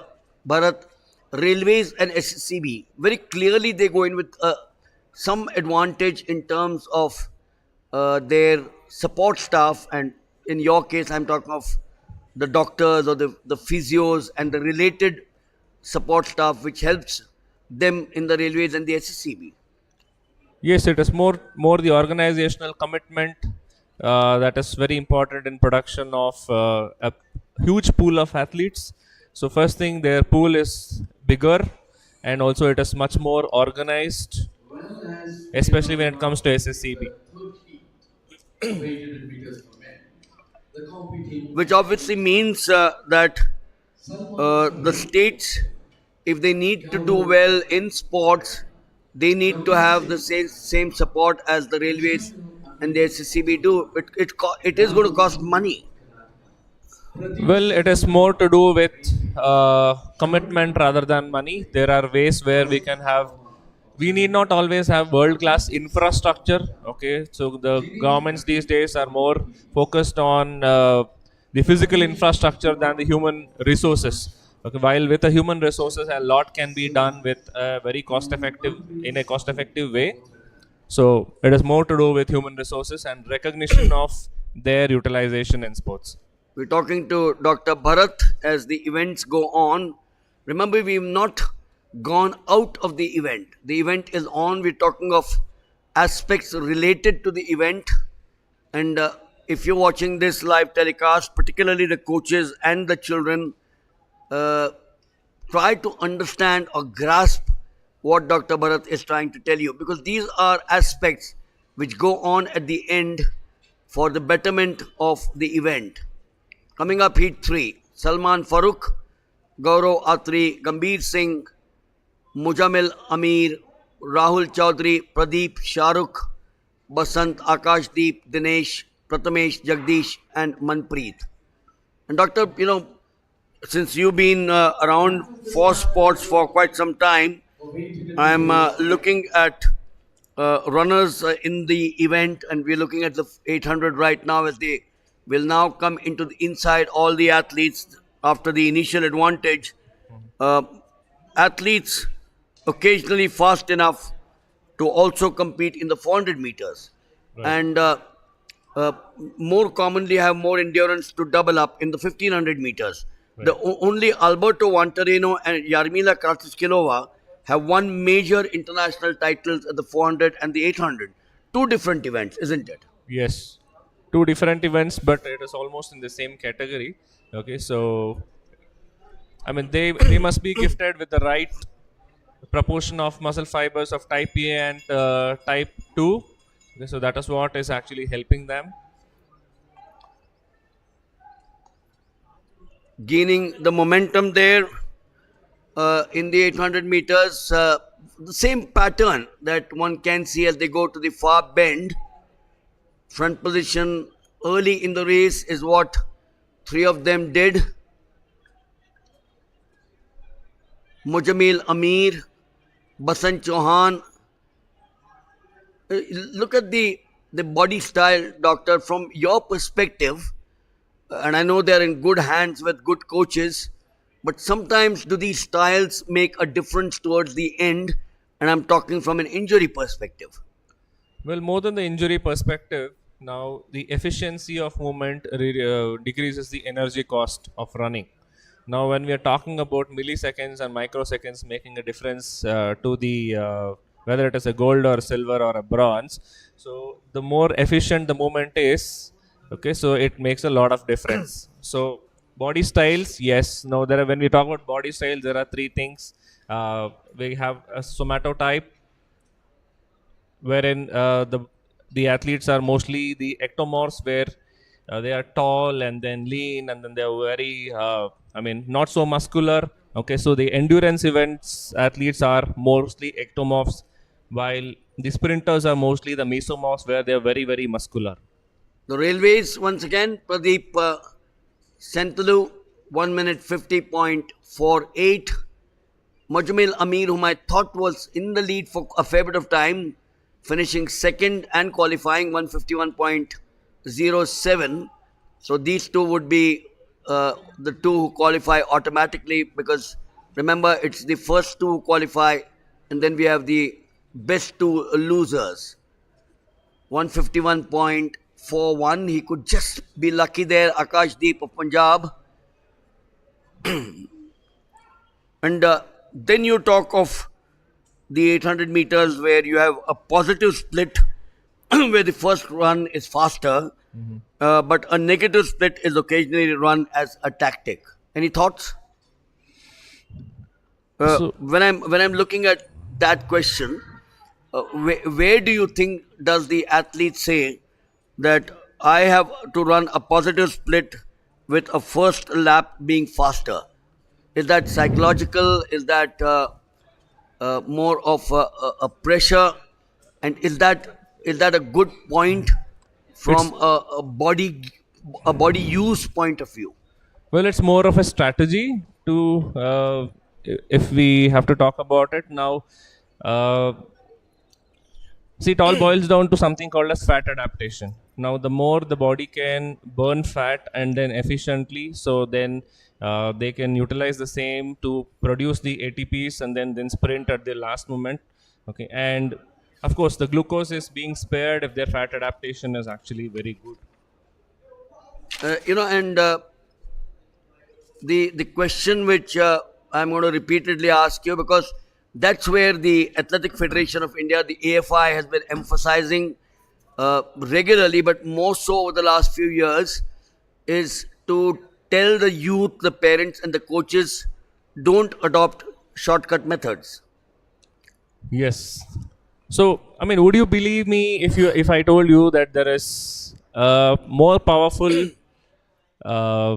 natural mechanism that is available for better recovery? Now, when we talk about doping, so should we touch upon doping? Right. So now doping is increasingly practiced today to increase recovery, increase the muscle strength, and increase muscle mass. But as a nation and then as a continent wherein we are overeating our carbohydrates, okay, so we are only losing the height every year with every generation because of the abuse of carbohydrates, and also we are losing out on the beautiful gut microbiome that actually impacts the recovery. So wherein we are forced to use artificial or synthetic mechanisms to improve recovery, thereby we are one of the top in the doping world, so which is very, very unfortunate. How do you, or what would you advise the parents? Obviously, not take it, but what's the harm? Why should I not take it? I may not get caught. I may not get caught. So, what's the harm if I take it? I will escape that, escape the body which is supposed to catch me. Well, you may escape the body that is supposed to catch you in the sport, but then the human body definitely catches up with whatever sins has been committed. Okay, and then doping definitely is a sin to health. Okay, so every system, right from the brain to the genital organs, okay, is affected by doping. And then even if it may not show up today, definitely before the time is over, it does show up in one form or the other. It may either lead to some milder forms of disease, or it may even lead to catastrophic consequences like heart failure and death. We've seen that with a number of athletes who have died young, may not have been reported as something due to what we are discussing, but that is a fact, isn't it? It is a fact, yes. So doping ultimately catches up. So you better play true and then be honest with yourself rather than abuse your body. But at the same time, I would emphasize the use of sports science. Now, when an athlete is looking at his performance, okay, he does not even consider the sports medicine or the sports science team to do his evaluation. While there are a lot of insights that can be got from the evaluation, and then there are a lot of action points before you even try doping. Looking at the javelin now, one of the four throwing events, the javelin is certainly the odd one out. And Doc, as we watch a southpaw, would you say something about a javelin thrower? Typically, we see a right-handed javelin thrower. Typically, yes. Any advantage in terms of the right-handed and the left-handed? Well, as such, there isn't any advantage as such, but then it is all about the side of the brain that is active, and then the handedness. Most of us, at least the Indians, are right-handed, and then there are certain people who are left-handed. So we haven't really come across significant differences, though. And what would you attribute Neeraj Chopra's success? Born athlete, determination, 72.02 there for, that's a good start. But when you're looking at 81.823 for DP Manu and Neeraj Chopra's 89.94. So what would you attribute his success to besides factors like skill, better coaching, better training, and what according to you would encompass him, because we have seen him injured a wee bit. Right. It was a scare, I recollect, when he didn't take part in 2 of the Diamond Leagues. Right. So what should he be wary about? Well, I have treated Neeraj myself when he was like not so famous. But then what I would attribute is his discipline and determination and perseverance. He is somebody who never gave up, and then he had the right coach to start off with. He had an Australian coach who actually taught him the correct technique. So when you get the technique correctly right when you're young, so you can build up on that. So it is ultimately discipline and determination. The javelin throw for men. This is there are two groups. One group has 19 javelin throwers, and the second group has 20 javelin throwers. So 39 javelin throwers. Neeraj Chopra's performance now. Jenna, DP Manu is also around the corner there. Is that why you see a bunch of 39 taking to javelin? For 54.19, not good enough. We'll have to do much better to qualify. I'm sorry, I didn't get your question. So 39 starters in the javelin just goes to show that the sport now is becoming famous because of one man.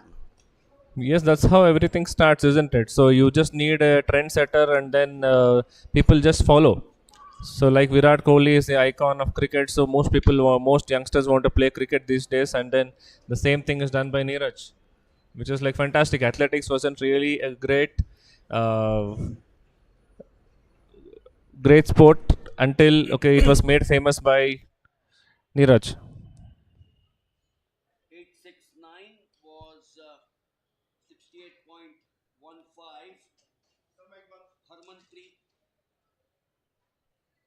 Harmanpreet Singh of Punjab. And when you're looking at a javelin thrower there, doctor,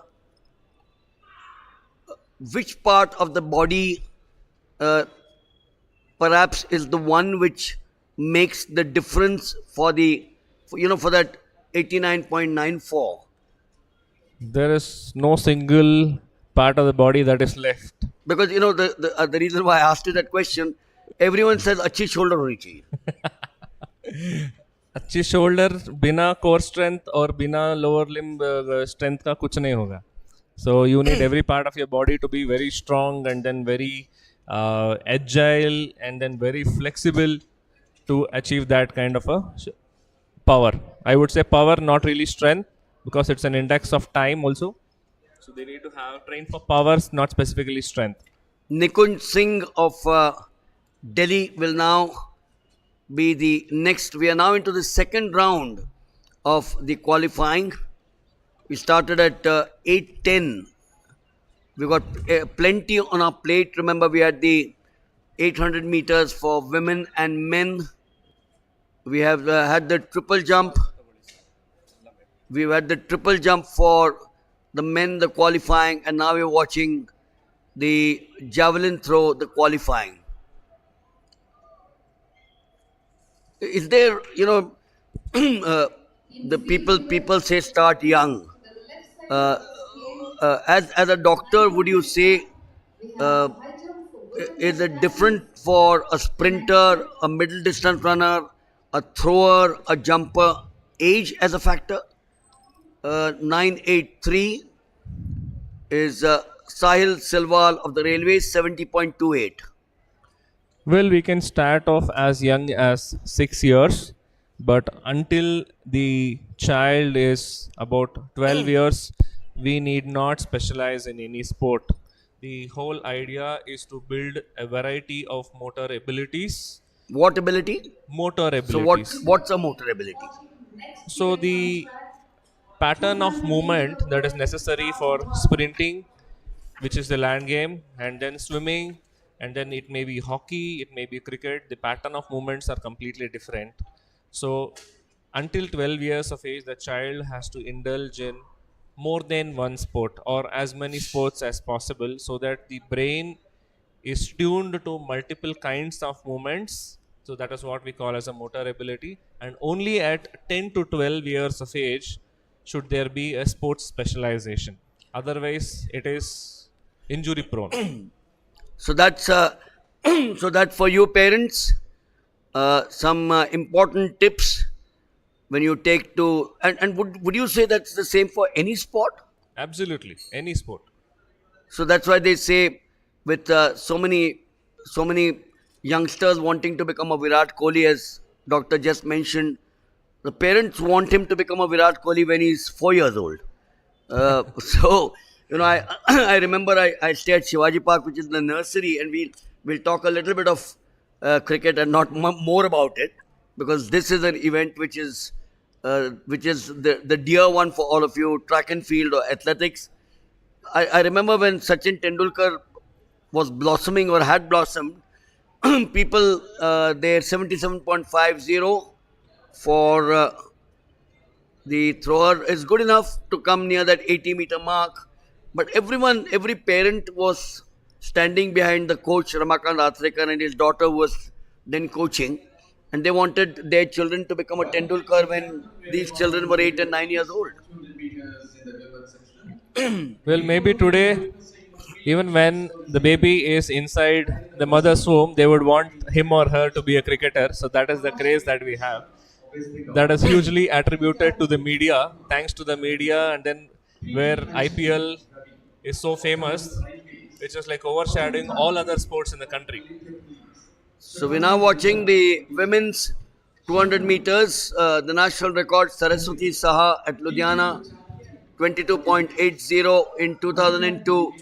The meet record, Saraswati Saha, 2002. I met her here yesterday, Saraswati Saha. So the girl who set a record in 2002, 21 years ago, and that record still stands. Amazing, isn't it, Doctor? Yes, amazing. So 21 years ago, I would say the quality of food that we have was like much, much better than what we have. So people today rely more on the food that is manufactured in a factory or a plant rather than the one that is made by a plant. We'll give you the lineup. Lane 1 is Tamashri Mishra of West Bengal. 2 is Giridharan Ravi Kumar of Tamil Nadu in 2. Anjali PD of the Railways is in 3. Madhumita Deb of the Police is in 4. Shabani Nanda, the favourite, in 5. Is she a starter there? Wasn't there in the 100 meters. I can see her there. Shabani Nanda drawn in lane 5.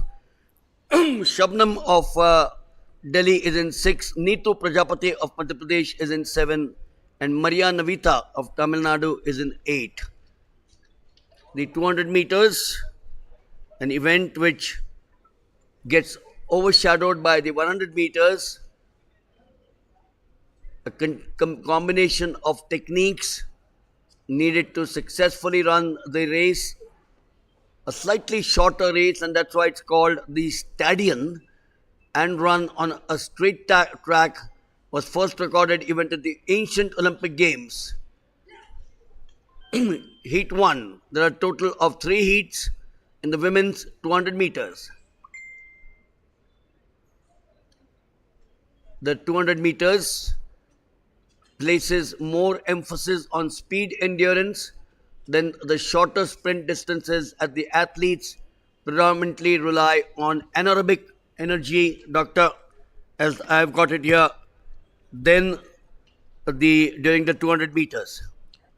Yes, so we call it anaerobic glycolytic.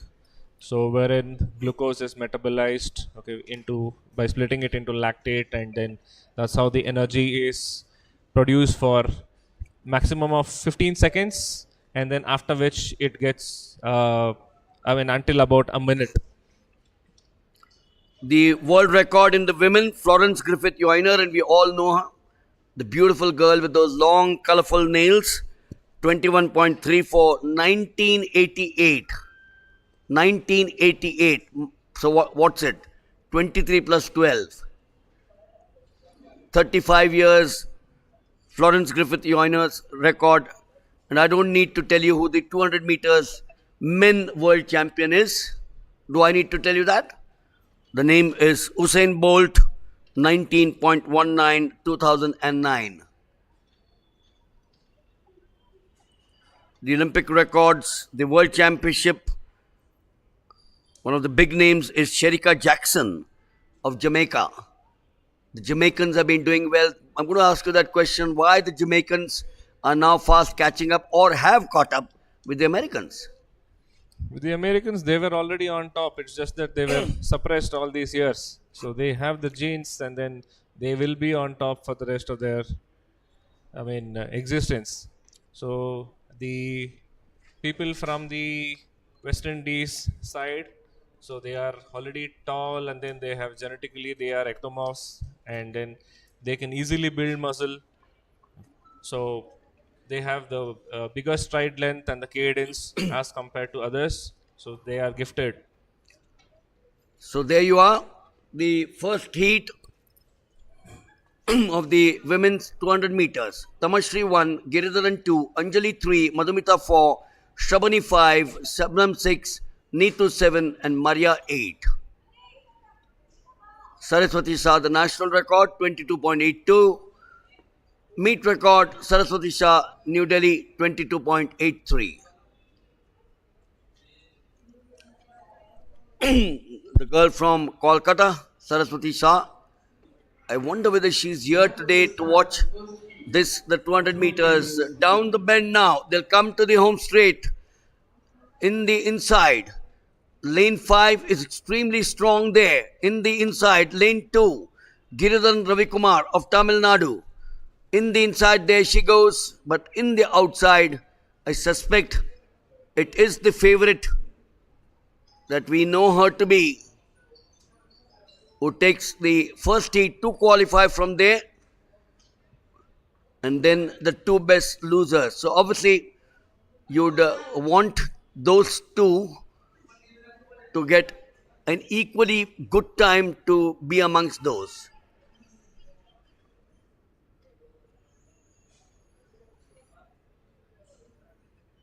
Well, we got a bit of a surprise there. Shabnam Delhi 23.81, Shabani Nanda Odisha 24.02, but she qualifies.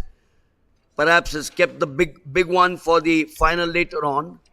Giridharan Ravikumar of Tamil Nadu 24.06. Is she good enough to be there? So, Doctor, the 100 and the 200, very close, just a difference of 100, but Right. two different races again. Well, I wouldn't call it two different races.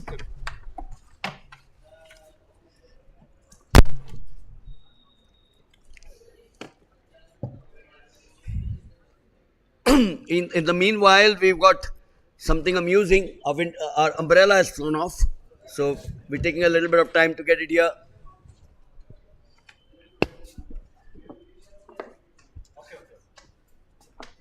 So we're now coming to the second heat of the women's 200 meters, with Shabnam clocking a better timing than Shabani Nanda. Is 200 meter women's heat number 2. So I wouldn't call it two different events. I would call it medically two different systems of bioenergetics. So the first one is completely we call it the ATP PCR system, wherein you just don't need to have anything special. So everything is already inbuilt in your system. You just have to load up on it. While the 200 meters needs some kind of glucose loading. So there you are. We've got many who have run both the 100 and the 200 and been successful champions at that. A sprint event, combination of techniques needed to successfully run the event. The bend in particular, Doctor, the bend at the 200, crucial for those vital seconds. Yes, it is. So that is one of the places where we see a lot of injuries, especially the ankle injuries and then the knee injuries, especially at the bend. Watch out for lane 5, Nitya Gandhi. In lane 2, Unnati Bolonda as well. Unnati Bolonda in lane 4 is the daughter of Pramila, but she doesn't seem to be strong enough. Or does she have it in her to do that? We saw it in the 100 meters hurdles, a false start, and here in the 200. So you're looking at the girl, and I'm talking of Unnati Bolanda, the daughter of Pramila Bolanda, a former athlete. Kamaljeet Kaur is, as expected, 23.87. Oh, she's done well. Amazing. Unnati Bolanda, Karnataka, 24.59. So doctor, someone who runs the 100 meters hurdles and the 200 meters, surely two spectrums of an event. Well, I wouldn't say two spectrums of events. So the only thing that is an addition in the hurdles is the jump abilities.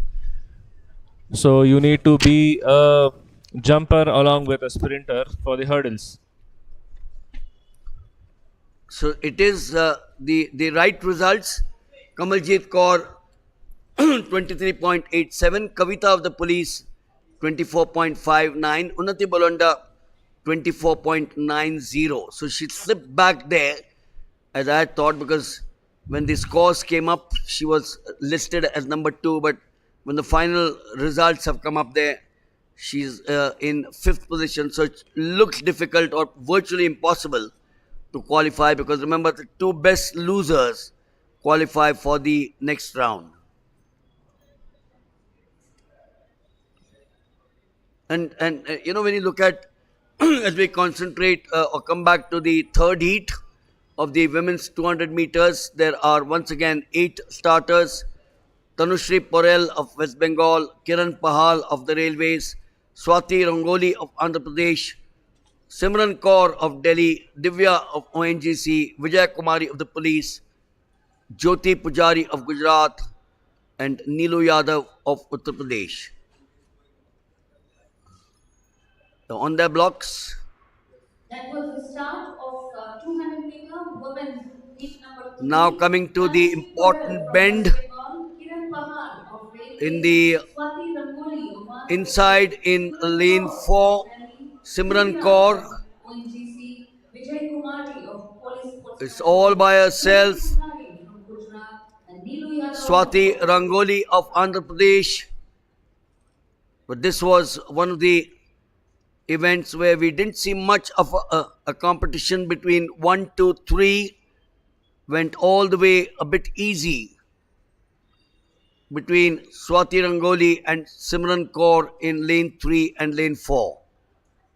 So Simran Kaur 24.11, Divya ONGC 24.74, Swati Rangoli 25.12. Does she have it amongst the 2 best losers is the question.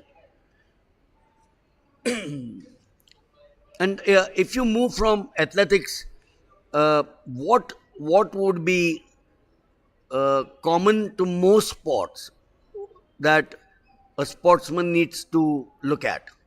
When I mean looking at something right from morning 6 o'clock when the sportsman gets to training with a coach and winds up at the end of the day. Well, that is something common today to all the sports, is something common today to from the time that we've had our existence. Eating. The most important thing that we find the most bizarre today is our eating habits, and then that is something that the athletes need to fix. We see a lot of psychological eating, stress-based eating, eating disorders today than in any part of time. I was lucky to go around the United States over the last 5 months. I'm not trying to drop names that I went to America, but I utilized that 5 months in between looking after our granddaughter, also to study what happens in schools and colleges. And I found that they all eat food which you would hate as a doctor. The pizzas, the burgers, the red meat, the cheese, the chipotles, Chipoles. and Yeah. how do the Americans then? And I'm told that that applies to the senior athletes as well. Narpinder Well, from Punjab, there is an acronym called SAD, Puneet SAD, SAD.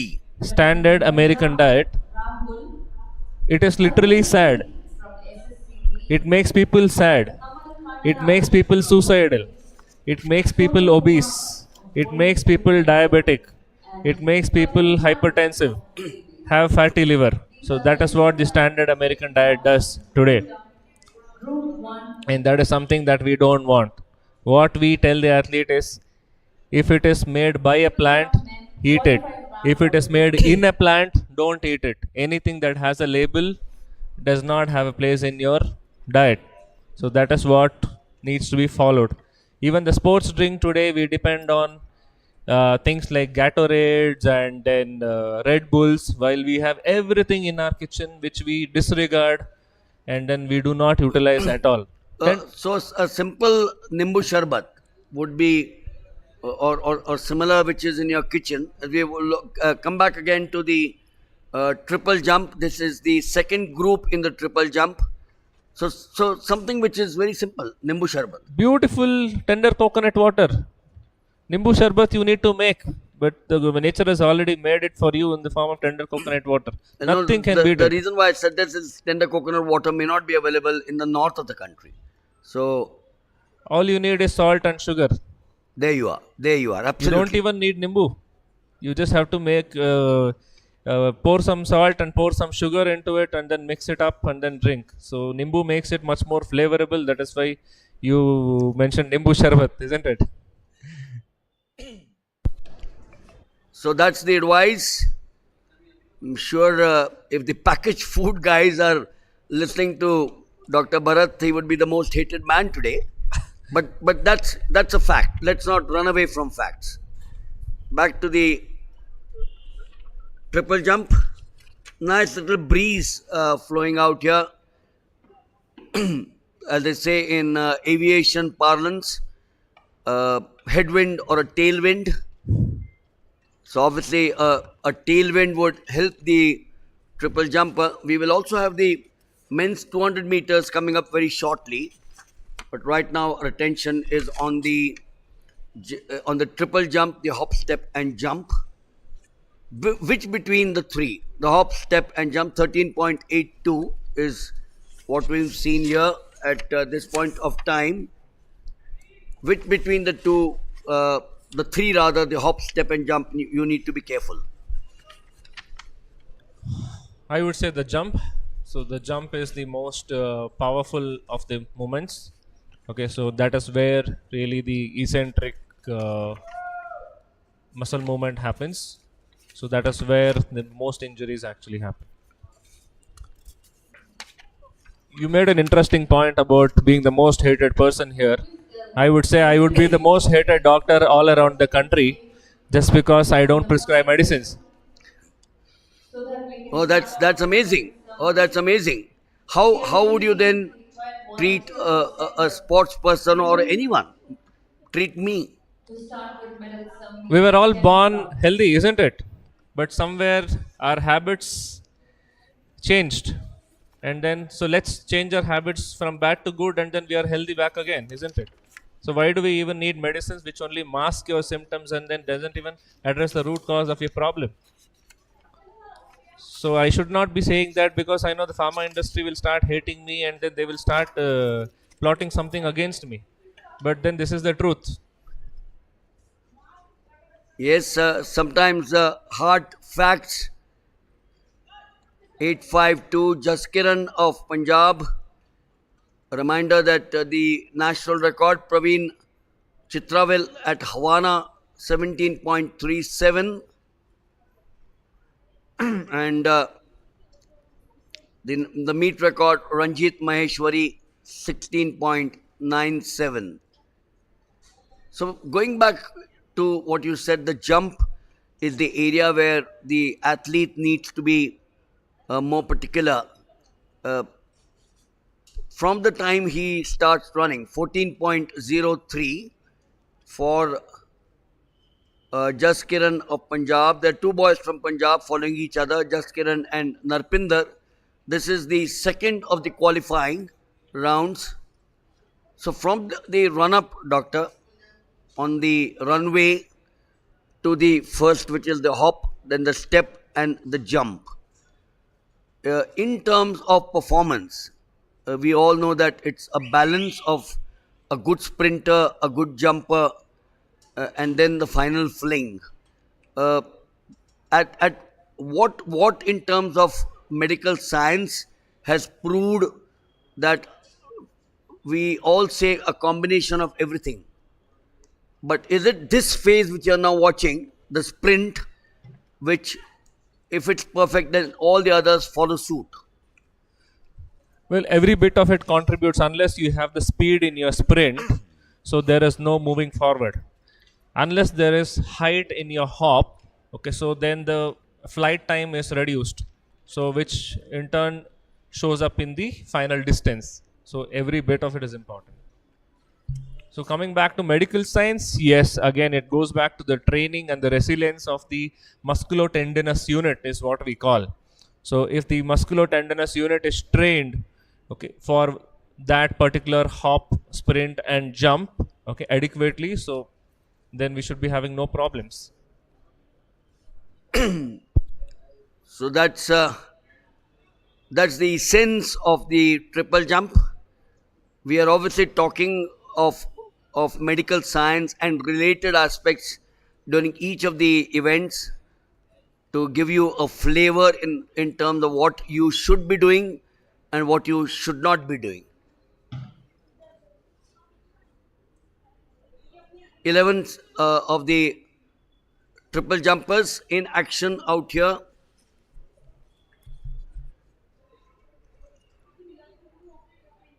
Run up to the board at the fastest speed that one can handle, hit the board accurately, gain the greatest distance in all the three phases, and land in the pit like a long jumper in the best position without falling back. In addition, the back, that's the next question. The back, how do you take care? Because when you land there on the back, what do you call it? A spasm? Contusion. Okay, so what is that? So basically, when you land on your back, there is a lot of impact from the ground reaction forces onto your soft tissues. Now, if the soft tissues haven't been exposed to the similar occurrences, okay, so there is a possibility that you may break your bones. And what I am observing these days is that the athletes have something known as osteopenia. Now, due to rampant increase in the vitamin D deficiencies in the subcontinent, although we are a tropical subcontinent, there is a rampant increase in vitamin D deficiency leading to fragile bones. So, that is every athlete, especially long distance runner who has a shin splint, okay, so it is not a biomechanical problem, okay, it is actually a metabolic problem that is causing the injury. So, that is, when they go straight to the physiotherapist, so the metabolic problem is never recognized. 922 Kapil Pandey of the railways. We've all seen them hovering around 15 or 16 meters, but short of 16 meters. If you need to be in the podium position or qualify for the finals, then you surely need to be 16 plus. And injuries, 15.26, as I did mention, hovering around that 15-meter mark. Injuries of some nature can be cured, some of them can't be cured, isn't it? A back in particular?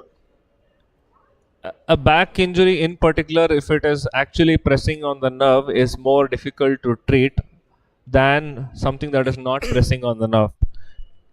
Body is a beautiful machine that heals on its own. All that the physician does is send bills and nothing else. So what you need to give is adequate rest and adequate raw materials along with a good mindset that is going to give you the healing mechanism. If you have negative thoughts, the injury does not heal. Negative thoughts, remember, that's the word. 588 was Prince of Haryana.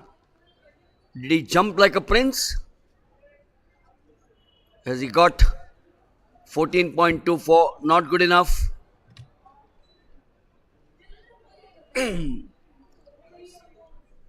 So the 11 starters: Prince, Ajay, Dinesh, Jaskaran, Harpinder, Puneet, Rahul, Arun, Kamal, Sonu Kumar and Kapil Pandey.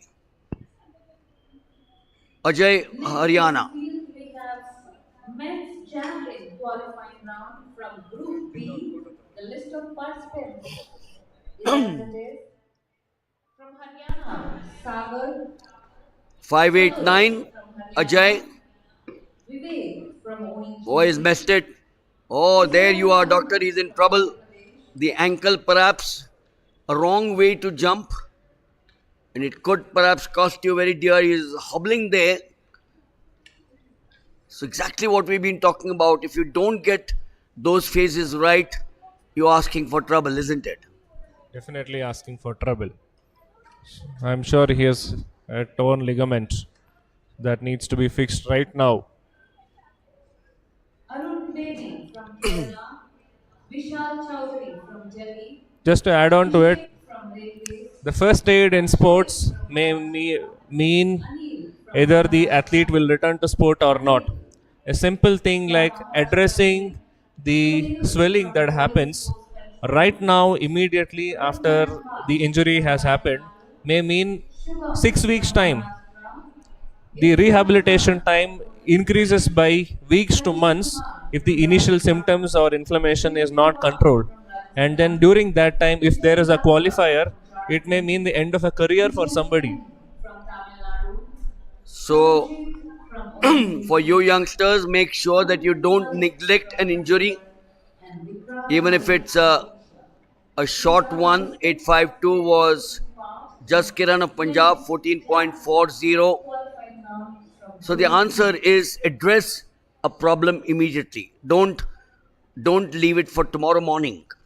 A stitch in time saves 9. Absolutely. Someone who came out with that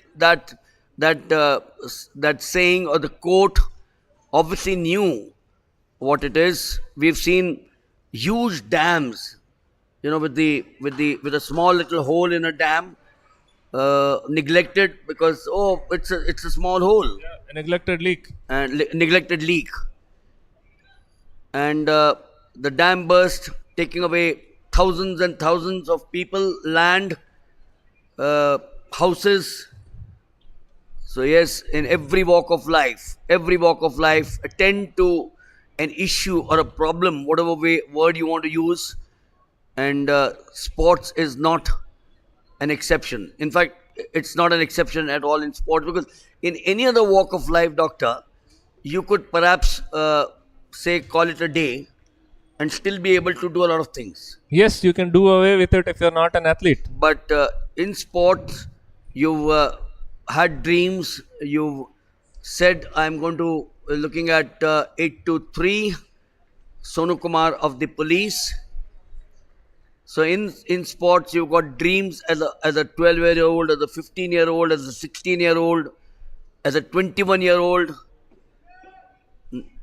Or the red went up immediately, and then one injury says you can't be there, and the hopes and aspirations of not only of yours, but your parents, your friends, your relatives all crumble down or come crashing down. It can either be rags or riches. Yes, today it is. Today that's the word. Today sports is all about either rags or riches. Neeraj Chopra is a classic case, isn't it? Someone said, "Why take to athletics? It's not a sports worth taking." And Neeraj Chopra has changed it all. He's now not only amongst the big league in terms of competitors in the javelin. I just read somewhere today, and I've got goosebumps.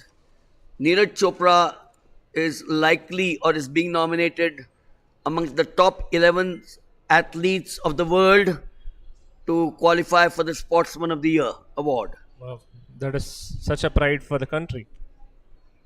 He's amongst the 100 meters world champion Noah Lyles, Sofine Bakaleli, the steeplechaser, Alvin of the walking, and he's amongst the 11. So very clear. You do well. You do well. You reach the pinnacle. Continue to do well, and the riches come to you. You take care of your body, play the sport well, and then the rest is then the universe gives it to you. Yes, played clean. Because remember, sometime back we've been talking of played clean. I'm going to ask doctor to emphasize again the evils of doping, the evils of taking unwanted substances.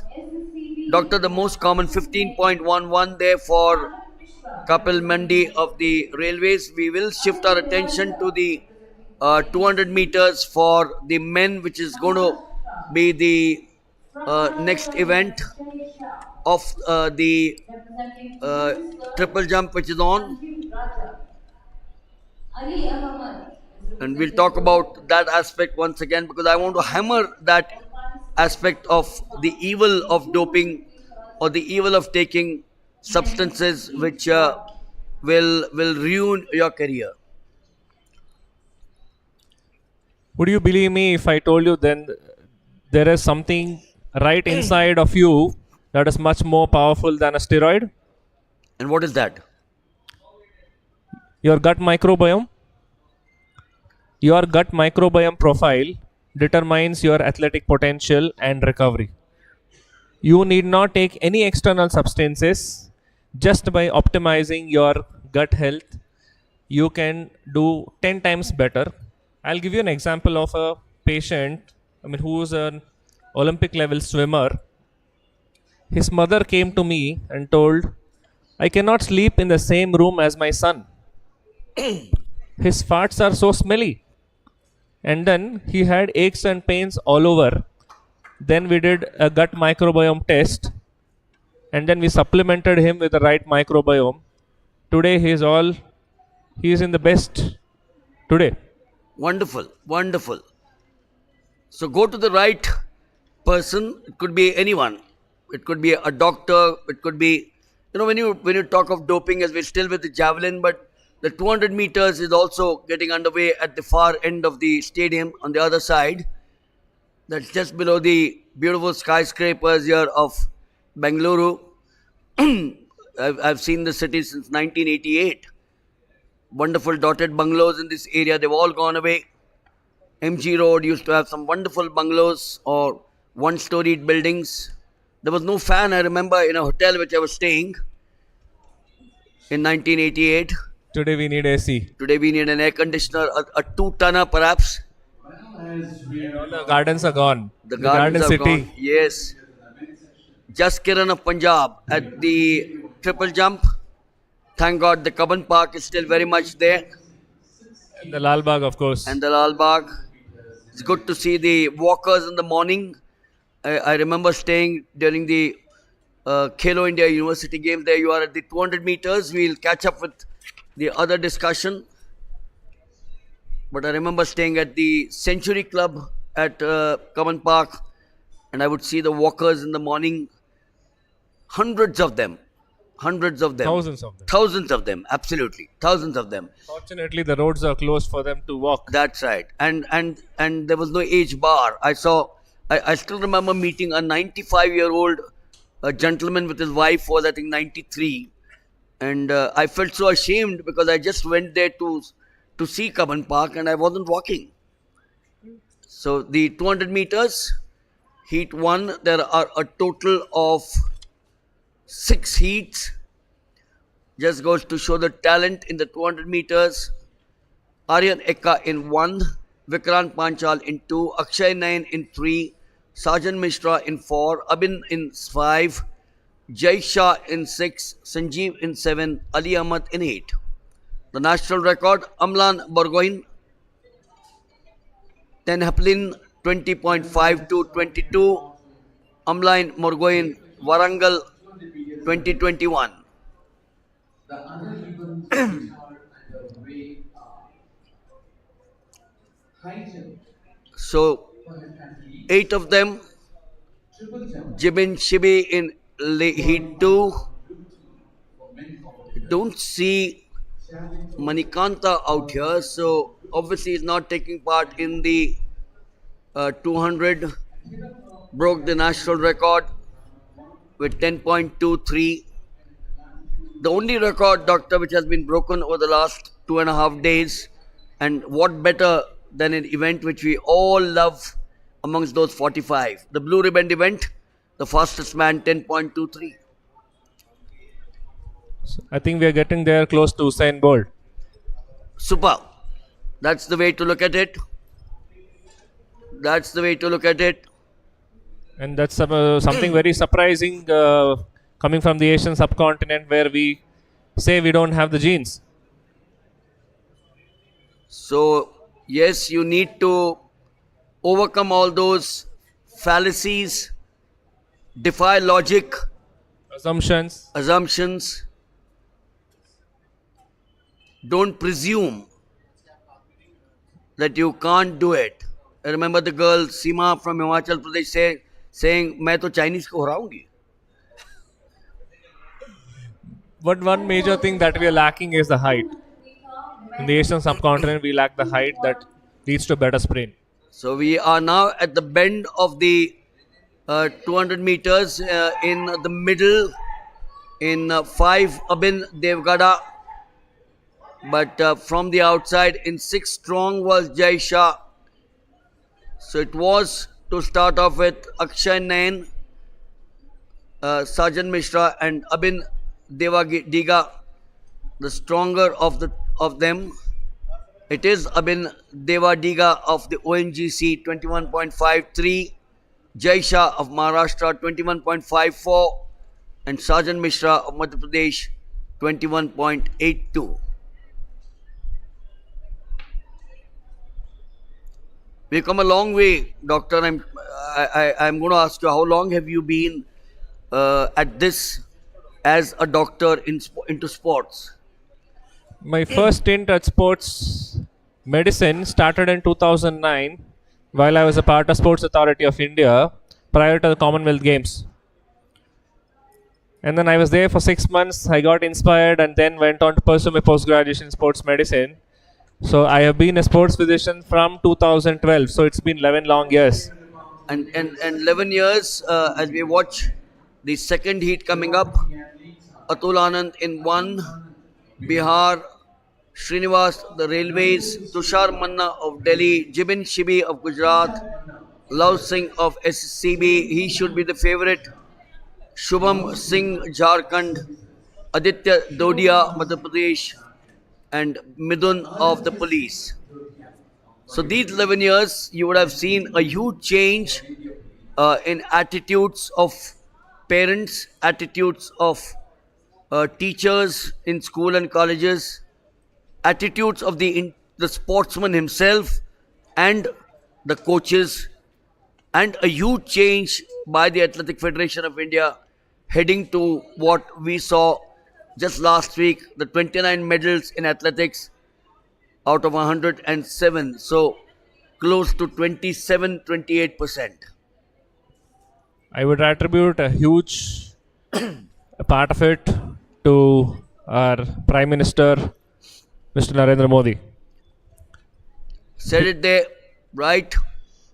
Yesterday I was talking to Mr. Rajesh Kalra, who is one of the key members of the Prime Minister's body on the Olympics, the task force for the Olympic Games. And he did say we have a lot of problems. We have a lot of problems, and that's what life is all about. You can't have it hunky-dory, can you? The introduction here, Atul Anand in 1, Srinivas in 2, Tushar in 3, Jibin in 4, Love Singh in 5, Shubham in 6, Aditya in 7, and Midun in 8. The 200 meters, heat 2.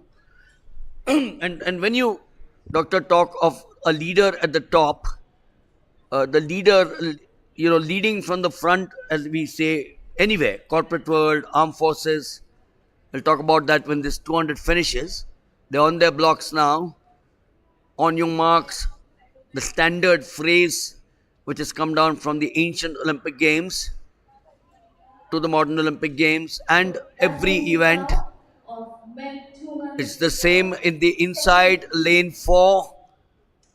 Jibin Love Singh Strong in 5, but in the inside again in lane 2, Nadubotu Srinivas of the Railways. Pattern changed after every 10 meters, and I wonder whether it is Srinivas of the Railways. Yes, it is 21.66. Tushar Manna Delhi 21.76. Love Singh SSCB 21.82. So leading from the front, your field.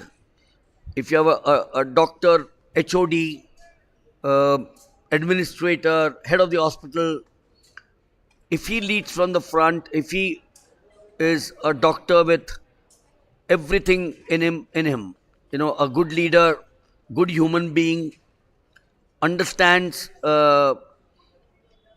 every patient or everyone who comes to him, takes care, and if that's the way our Honorable Prime Minister, we all know is, then I think this nation will continue to march. Absolutely. I still remember when I was a part of Sports Authority of India. And then that is when the sports minister had to change. And then our Honorable Prime Minister said, I will give you a sportsman as a sports minister. And then that's when Rajyavardhan Rathore became the sports minister. He was an elite shooter himself.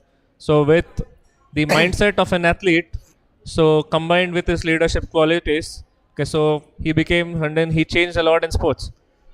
Yes, it did. Rajvardhan Rathod, Major Rajvardhan Rathod in Athens, later Colonel Rajvardhan Rathod of the Grenadiers Regiment, a regiment which has produced a Paramveer Chakra in Company Quartermaster Abdul Hamid. heat number 3 We're now coming up to heat number 3 of the men's 200 meters. 1 is Hemachandran Puducherry, 2 is Animesh Kujur Odisha, 3 is Paras of Himachal Pradesh. Lane 2 seems to be vacant. Lane 4 is Vishal TK. Lane 5 is Sandeep Singh of SCB. 6 is Shivam Yadav of Haryana. 7 is Kush Kumar of Bihar. And 8 is Akash Patel of Gujarat. Gone through the motions of 2 heats. Up now to heat number 3. 6 heats in the men's 200 meters.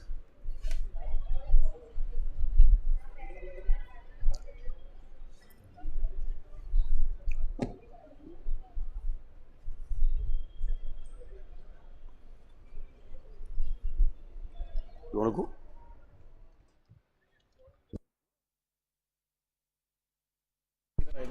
I want my team to go have breakfast. So the 200 meters in the men, we saw the women earlier on. We now have the men: Hemachandran, Animesh, Paras, Vishal, Sandeep, Shivam, Kush, and Akash. Amlan Borgoin, the national record 20.52.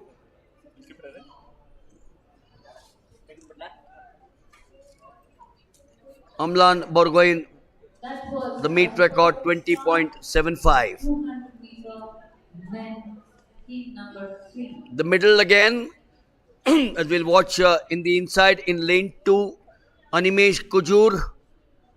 In 5, Sandeep Singh of the SSCB. The sense for both these boys is to make sure that they finish in the top 2 to head for the next round.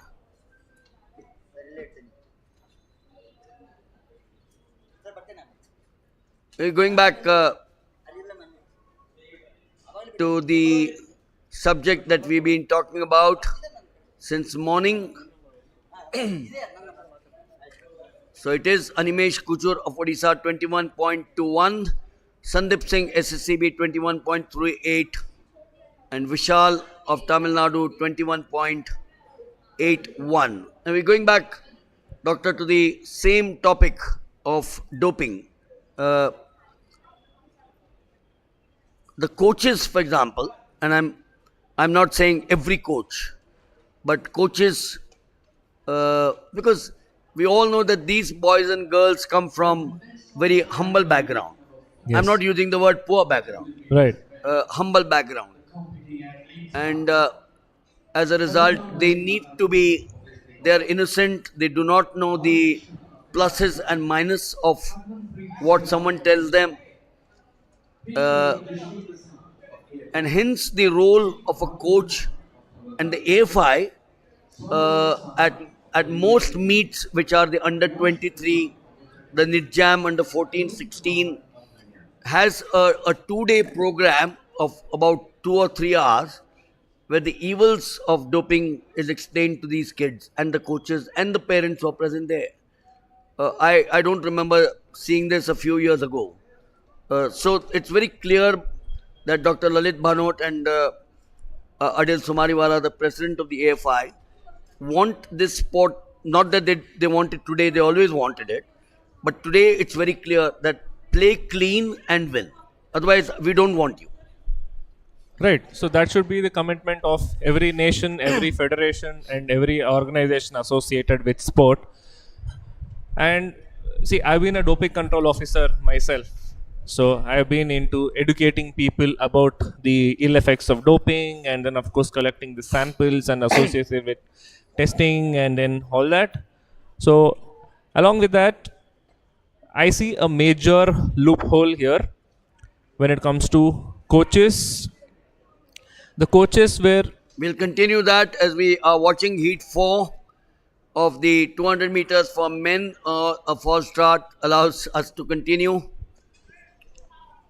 So the coaches also come from a humble background. They were athletes.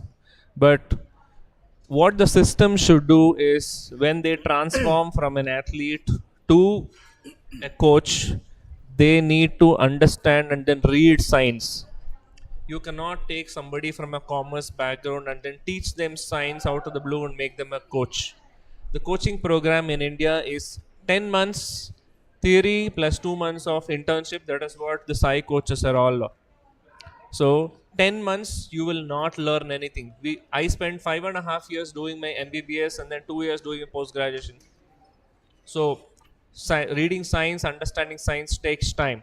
So the system should be such that only science people should be allowed to be coaches, and then that will solve a major problem in doping. Does this happen all over the world? Well, it definitely happens all over the world. I happened to read a book on doping and the scientific way how the coaches are made in Russia. The Russian coaches, they need to train a minimum of 12 years just to be a coach. There are different coaches who just are educators, who are researchers and on-field coaches. They have 3 different profiles. So where is 12 years and where is 12 months? Come back to that. The fourth heat, after that small little hiccup there on the blocks, they take off. The race, the 200 meters, as you watch them coming around the bend, attracts runners from other events, primarily the 100 meters. Looking at lane 3, lane 2 now getting stronger, which is Balakrishna of Karnataka. But then from the somewhere in the middle, lane 4, I suspect, which was Jishnu Prasad of Kerala, Ragul Kumar and Harmanpreet Singh. They were all strong towards the finish. Has Balakrishna of Karnataka been able to continue to get what he started off with? We'll give you the results, which will come up shortly in the 200 meters heat 4. So you were talking about, so there you are, Jishnu Prasad, Kerala, 21.59, Govind Kumar, Haryana, 21.63, Ragul Kumar, Tamil Nadu, 21.71. So we were talking of science, students. Yes. So I've been a I've been teaching sports medicine and sports science to the diploma in sports coaching athletes. So that is how our system works. So we still function in the 1947 system, and then our syllabus hasn't been revised for like ages. So we've been teaching the same syllabus for decades for now. Now, if the coach does not have the ability to understand sports science, first thing that he will do is disregard it. When you disregard sports science, you will not be able to apply it, and then that is where you will be forced to do, adopt methods which are against the spirit of the sport. Introduction of the next heat number 5. Very interesting discussion that I've been having with Dr. Bharat since morning. Very educative, I'm sure, to all of you. Some of it may be a little difficult to grasp, but most of it is something which is very well explained by Dr. Bharat.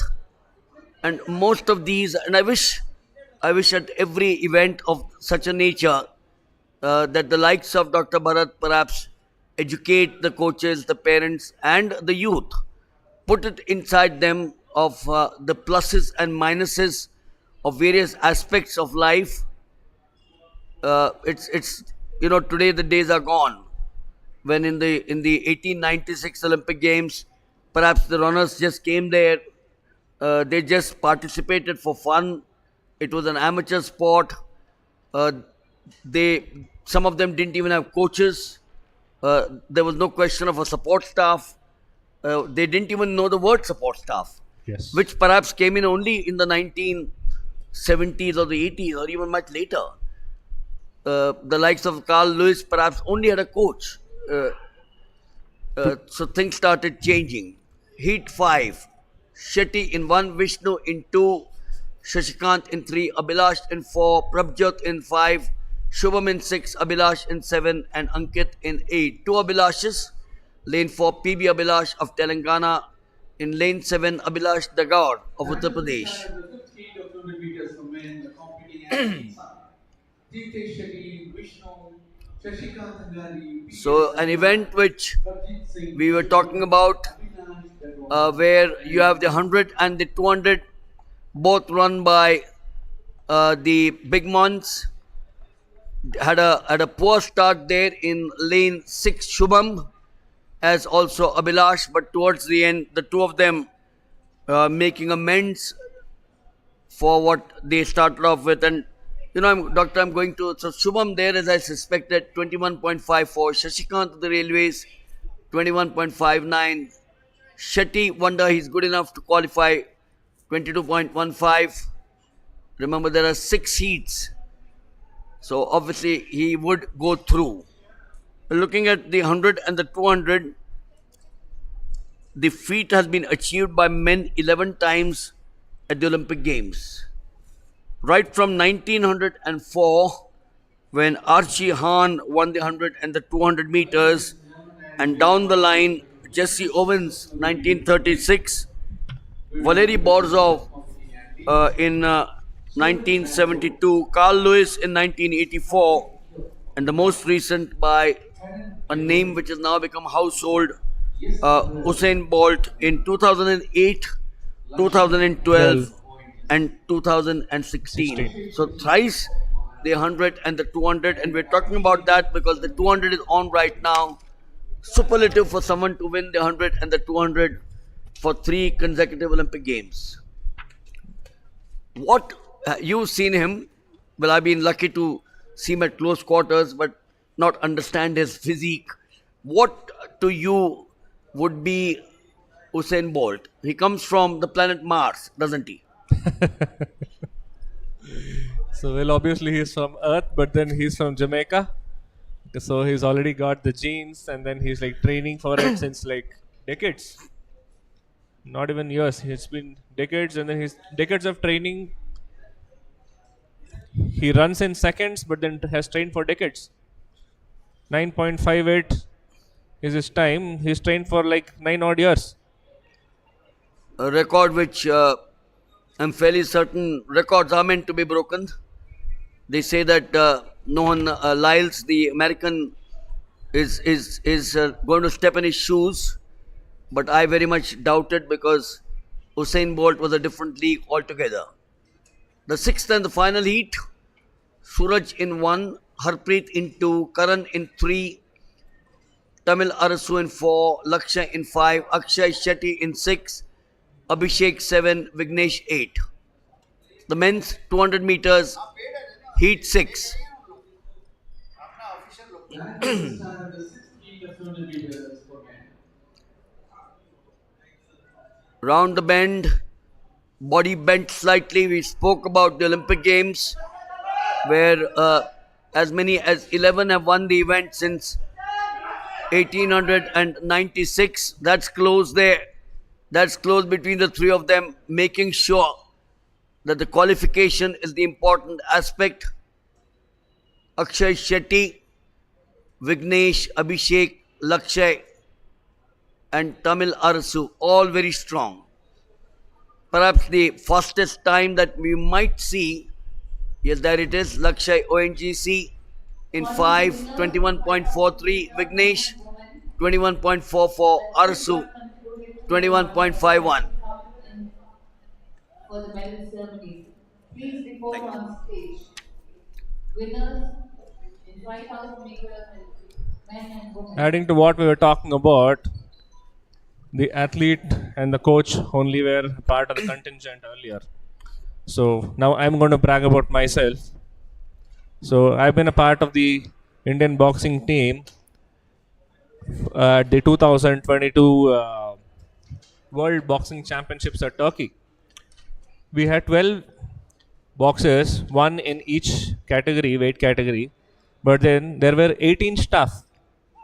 So the support staff is much more than the number of athletes today. So, very interesting point that you really raised.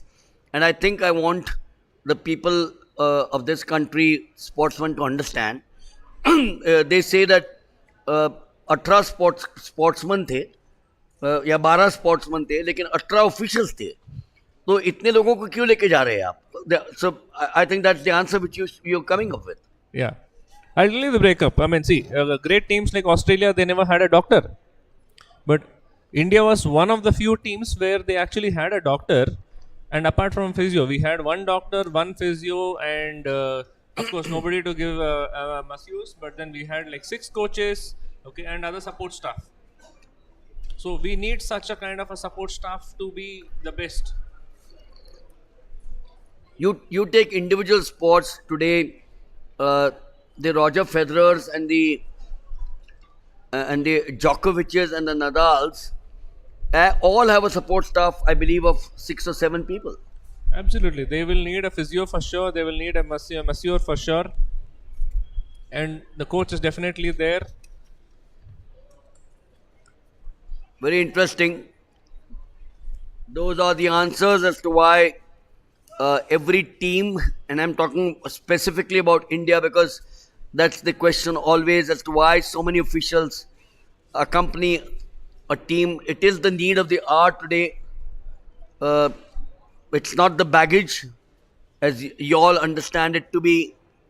We're now moving on to the javelin throw, and that is the qualifying round. We also will have the 400 meters hurdles, which are very different from the 110 hurdles.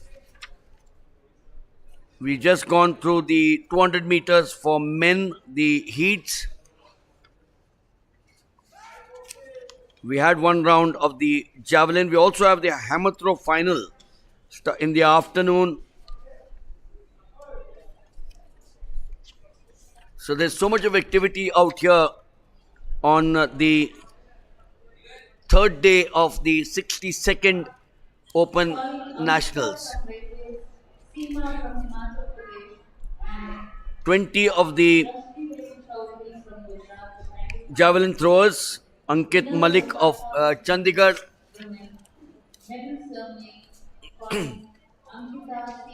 5 years back, and you did mention about this is 781 Vikrant Malik of Odisha. Go through his throw. Typically, that's the way a javelin thrower finishes his throw. Some of them, of course, with the momentum, or most of them with the momentum, fall down. So there's nothing wrong with it. Each one has a style. Some of them just stand erect when they finish their throw. The momentum, as you just mentioned, takes them down 70.11. The national record 89.94.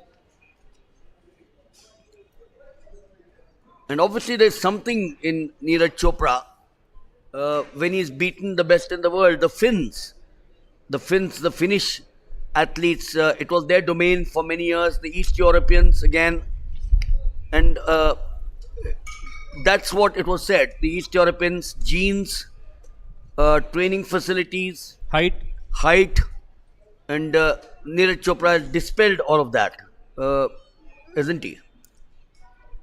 Well, he's reached there. He's reached the heights of Europe, being an Indian.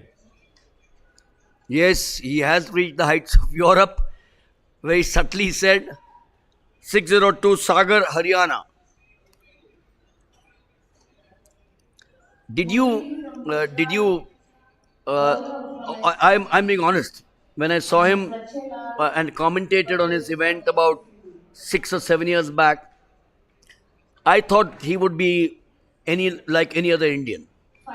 He'll represent India at the Olympic Games, which I thought would be sure, but that's where it'll end. He'll finish number 12, number 13 in the world. I didn't even think that, with all my experience, that he will be in the top 8 in the finals.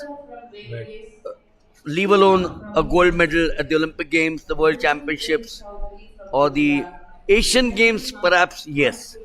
But definitely not the Diamond League, the World Championships and the Olympic Games.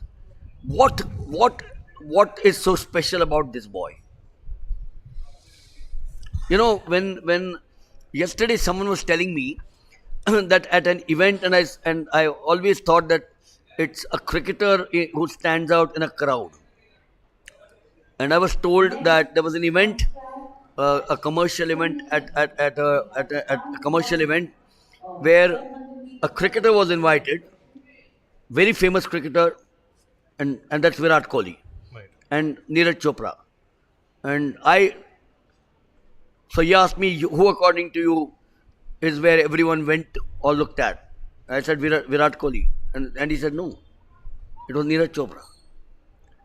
So the attitude to sports, we are all hungry for success. Indians don't like failures. I suppose it's all over the world, human tendency. But Indians don't take watching one more of the javelin throwers. Indians don't like to be called number 2, which is a good sign. Is that one of those factors in Neeraj Chopra which you saw 6-7 years back? Well, he always had the positive mindset. I'm sure he has worked on it much better. Worked on it much better. He did all the right things at the right time. Did the right things at the right time. Extremely important. Followed advice to the core. Yep. When he won the Olympic Games, his collar was not up, as we say in sports, because it's very easy for you to go up the ladder. Right. You know, when you climb Mount Everest, it said it's the downhill which is difficult. Not that going up is difficult, but talk about that at the end of this throw. Izhar Ahmad, was it?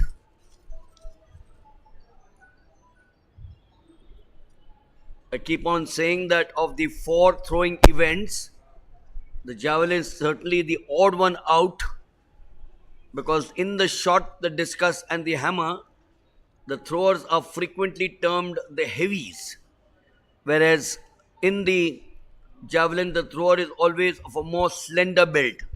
This boy is going to prove me wrong.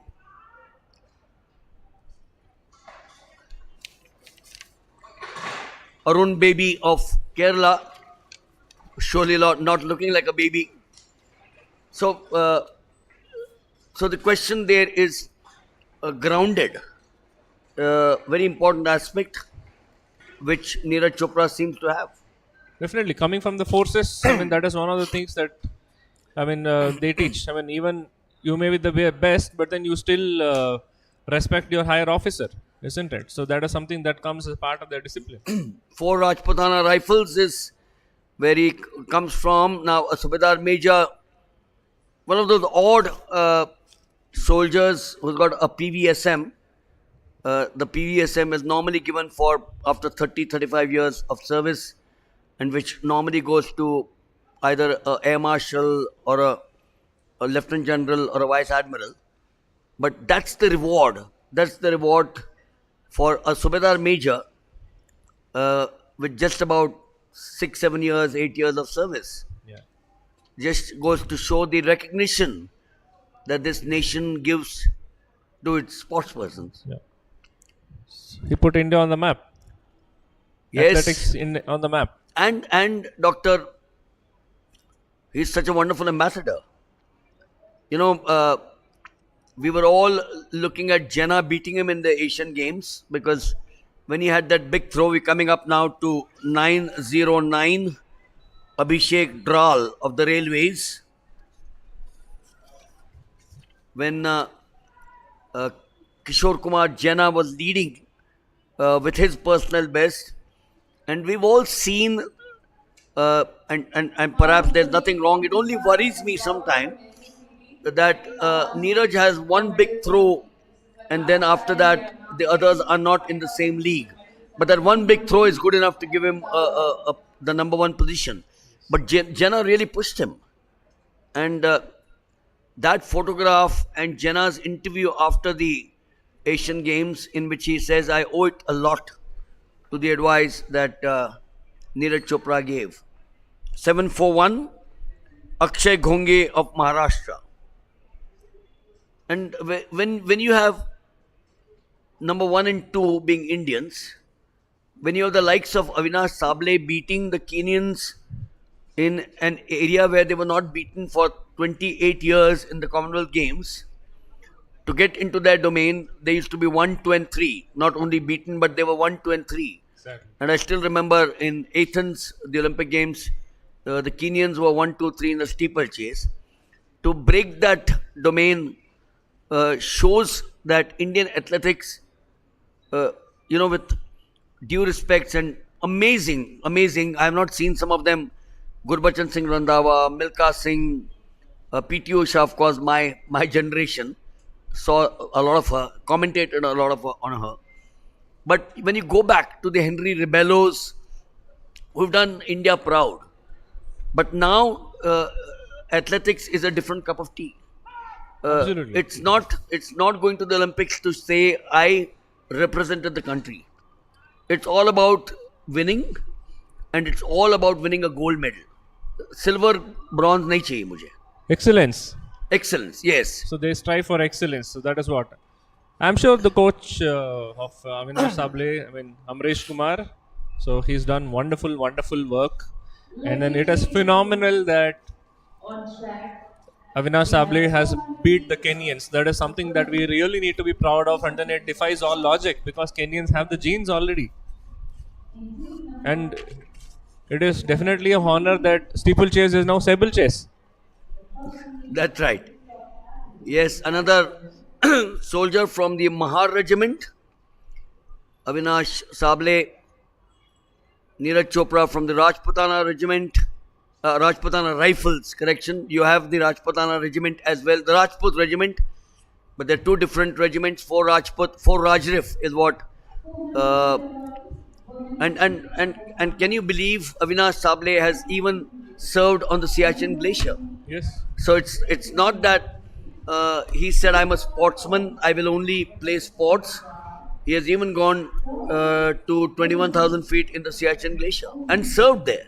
It must have only made it better because he is already serving high, not just living high. That's right. We're coming up to one more event, which is the 400 meters hurdles for women.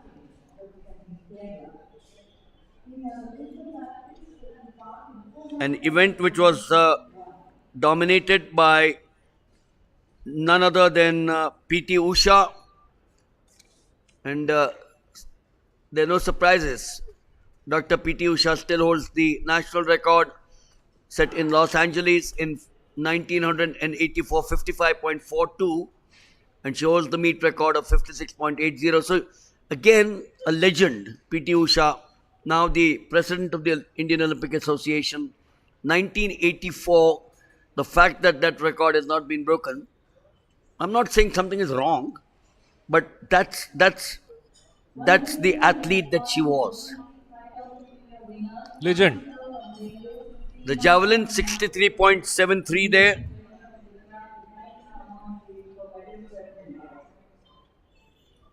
.744. As we will now set out here the lineup here in the women's 400 meters. Anila Venu in Madhya Pradesh, Veerpal Kaur Punjab, Jauna Mormo, she should be the favorite. Lane 3, I can see her there. She's been an old war horse.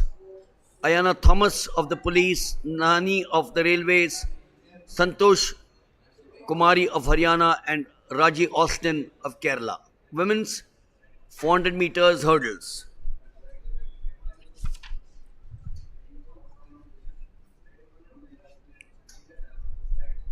The big name, the current world record, 50.68 by the American Sydney McLaughlin on July the 22nd, 22 at the 2022 World Championships in Eugene, Oregon.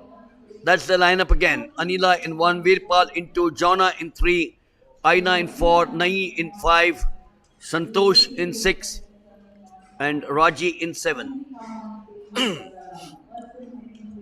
Dr. Bharat, this girl that I mentioned, Sydney McLaughlin, now shifting from the 400 meters hurdles to the 400 meters. Easy, difficult? I'm assuming it's easy. So less of a jumper, more of a sprinter. Yes, the first documented 400 meters hurdles, in fact, took place way back in 1971, but the event was officially introduced only in 1974. So it's a fairly new event, the 400 meters hurdles for women. For the men, it's been ancient. The big names, once again, an American dominated event. I wonder what her logic is from shifting from the hurdles to the sprint. Well, I'm not going to be, I'm maybe a little outspoken on that, but the Americans always are crazy. They always want to do something different. And she didn't take part recently in the World Championships because of injury. And the coach did not want the injury to be aggravated. Good decision, as you keep on saying. Because they want her to train for the Olympic Games in Paris. Right. So that was a decision that they took. That's a wise strategy. Yes, absolutely. So as compared to the 400 meters, 400 meter hurdles is an injury prone event. Yes, that's the point which I wanted to ask you, of course. So the 400 meters hurdles in the Olympic Games since 1900.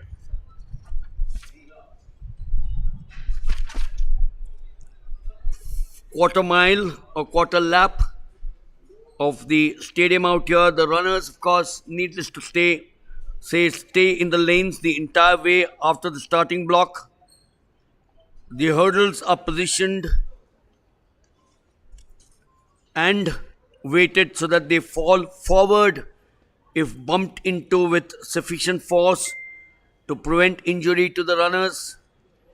Although there's no longer any penalty for knocking hurdles over, the runners prefer to clear them clearly, as touching them slows down the runners.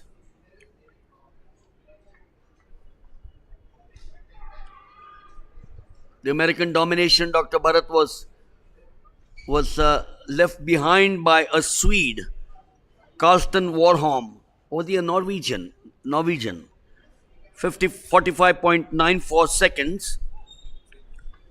So a Norwegian seems to have taken over from the Americans, which was their domination, the men's 400 meters hurdles. This, of course, as we're watching, is the women's 400 meters hurdles. This is the first heat. There are a total of 3 heats.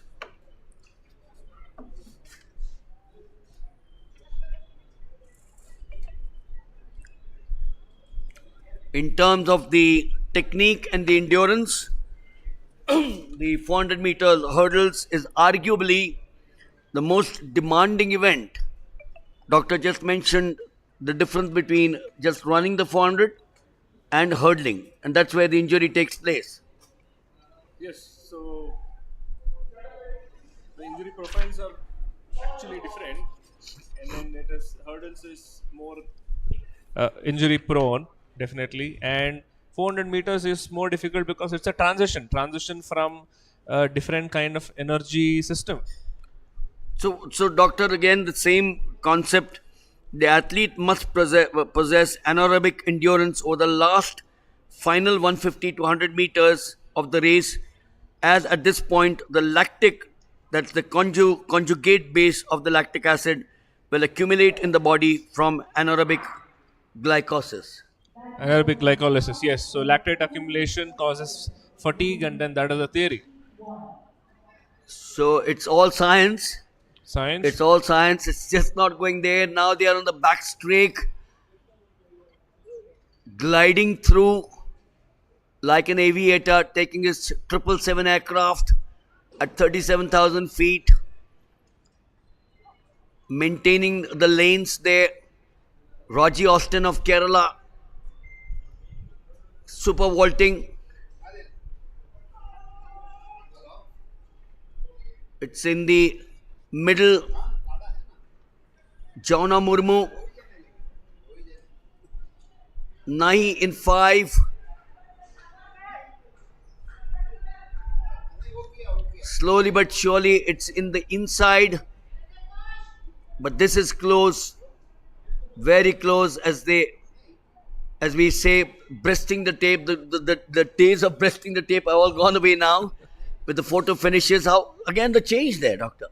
The change from breasting the tape. It's only there in the marathon, as I know, but that's more for glamour. So yes, Nani of the Railways, 59.41. Veerpal Kaur of Punjab, 59.52. Raji Austin of Kerala, 1 minute 2.20. So the change of the name, maybe the because of the ongoing feminism wave, it sounds sexist. Yes. So going back to the hurdles, different from the 400 meters run and the injuries that we spoke about, precautions that you take, what are they in the hurdles? Train harder when you're training. Train at 120% of what you need in your race. If you train at 80%, the race will wear you out. So train harder, train smarter, and take care of your nutrition. So take care of your nutrition is the big word. And going back to a complex country like ours, where the south is very different from the north and the east different from the west. The south, the southern girl or the boy wants his or her dosas and the idlis and the vadas and the sambar, and the north wants its parathas, and likewise the west wants its pohas and upmas. How easy or difficult is it for the coach or someone like you or a dietitian to break that mindset that you got to eat eggs, just one of those things, or eat a non-veg dish? So what we are trying to do is not replace their staple food. What we are talking about is complementing what they do. So when it comes to nutrition, there is something known as gap analysis. We do their intake analysis, then we assess the need. So the difference between the two is the gap. Most of the time we try to fill it up by strategic use of certain components of food, and then 80% is done, only 20% there is a need for supplements. So we always promote eat local, think global. We are not trying to make a North Indian eat rice. So yes, the right balance, and if you can change, I suppose, the mindset to get into something different, well, nothing wrong with it. Yes, it has to happen over a period of time. I had this question posed by one of my senior in a conference. Let's say we are going to Mexico to for the World Championship.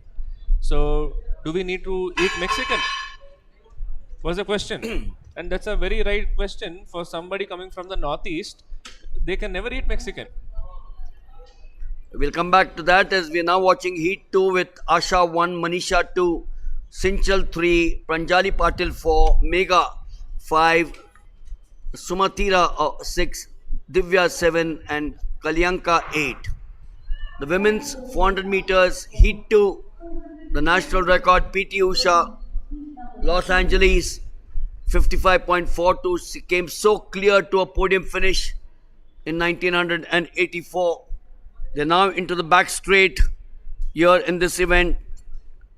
You saw at the beginning of the takeoff, the knee was driven towards the hurdle, and then the foot was extended. The leg position, when extended, had to be stretched out in a position of a split. And the knee, of course, had to be slightly bent when crossing the hurdle. We're now coming towards the final 100 meters in the outside. Very clearly, but coming very strong in 3, Sinchal of the Railways, all by herself. She is being pushed towards the end. The two to qualify, so that's the uppermost in their mind.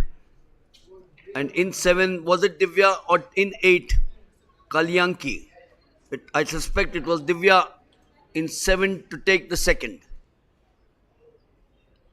So yes, Sinchal there of the Railways, 58.94. Divya of the ONGC, 59.54.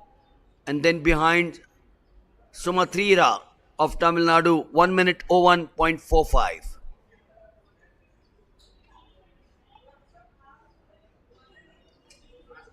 You're watching live action here on the AFI channel.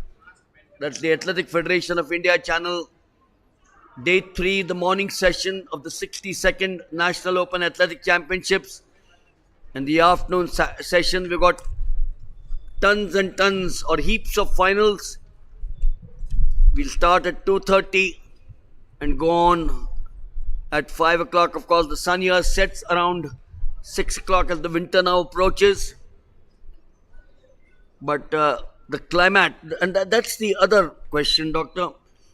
You're looking at Bangalore, which of course is no longer what it was in the 60s and the 70s and the 80s. Yes. But it's still been better. When you talk of the climate here for the athletes, it's still better than Mumbai, where I come from. I would say best.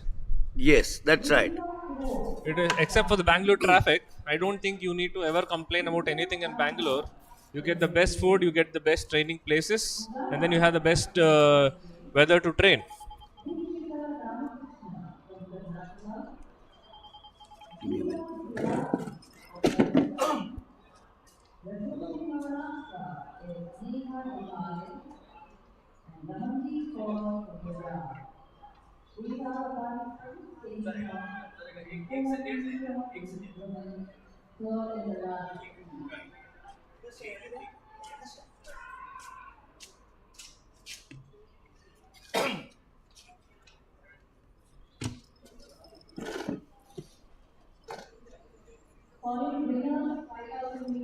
So we're now looking at, and you know, when you're looking at a javelin happening there, you're looking at the hurdles happening there. There are times when you have even another throwing event or a jump happening. That is what makes track and field or athletics so unique. Interesting. You know, I'm not comparing it with any sport, but I still want to. as someone who also commentates on cricket or on hockey or a football, you have an event happening at one time in A area hockey, Yes. wonderful sport. Right. Football, wonderful sport. I'm a Liverpool fan. Right. You have cricket in an arena, Yeah. but this is one sport where you have 45 different events. You have 45 different events, Yes. and none of them are similar to each other. Yes. Each one so has diverse. each one has its own uniqueness, Definitely. and that's why they say that athletics is the mother of all sports. It was the base. So every athlete should be starting their base with the athletics. Like we spoke about the motor development. So athletics is the base of all motor development. You get the sprint, you get the middle distance, which helps you in endurance, the long distance, then the jumps. We are very very that's surprising. I think one of the lanes in the outside thought that the gun had gone off a bit early, but she has had to start there. And if she does go on to win, I must say that that's spectacular. They're now onto the back straight, coming to the 200 bend. This is the third heat with the middle Dikshita.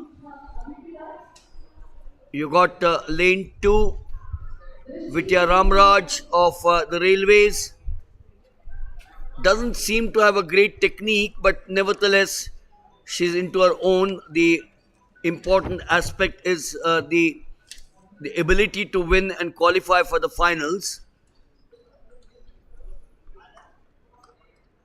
R. Vidya Ramraj of the Railways. Lane 1 was vacant. In 2 we had Ritika Kiro. But this girl from the Railways, very unorthodox. Perhaps not really great to watch her. And it was between Ritika Kiro and Vidya Ramraj towards the end. But it is Vidya Ramraj of the Railways, 101.04. Ramandeep Kaur of Punjab, 102.22. Mugdha of Andhra Pradesh, 102.92. And the rest then follow with Vidya Ramandeep to qualify straight away.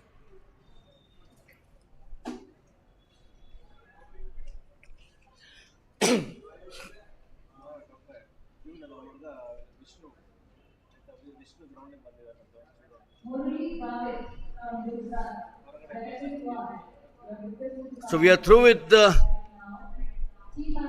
women's 400 meters hurdles as we shift back to the javelin throw for men. We will also have the final event of the morning session, which will be the men's 400 meters hurdles, and then the afternoon session will start with the final of the hammer throw, the pole vault final also at 2:40. The long jump final for men should be fascinating. I was here about 6 months ago, Doctor, when we had the Indian Grand Prix 5. It was so nice to see Murli Sri Shankar, one of our medalists at the Asian Games. He was participating here. Jaswin Aldrin, of course, had set up the national record 8.42. He's amongst the top. These two are amongst the top 10. You know, we've been talking of the javelin throwers today making such a huge impression. But our long jumpers, the two of them, Jaswin Aldrin and Murli Sri Shankar, feature amongst the top 10 athletes of the world. Yeah. 208 or 210 nations take part in the Olympic Games. And to be amongst the top 10 is pride. Right, definitely. And when we thought athletics was the most, least productive of for the medals, okay, so things getting better in athletics is definitely a pride. The javelin on. We will also have the 400 meters hurdles for men, which will be the final event of the morning session. The javelin thrower, watching him, has an almost unrestricted approach.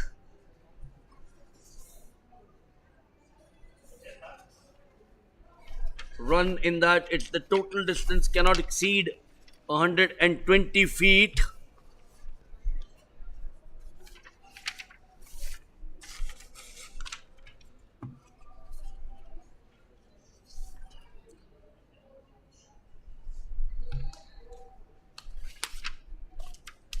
Ten throwers in the javelin in the second of the groups, the second of the qualifying groups.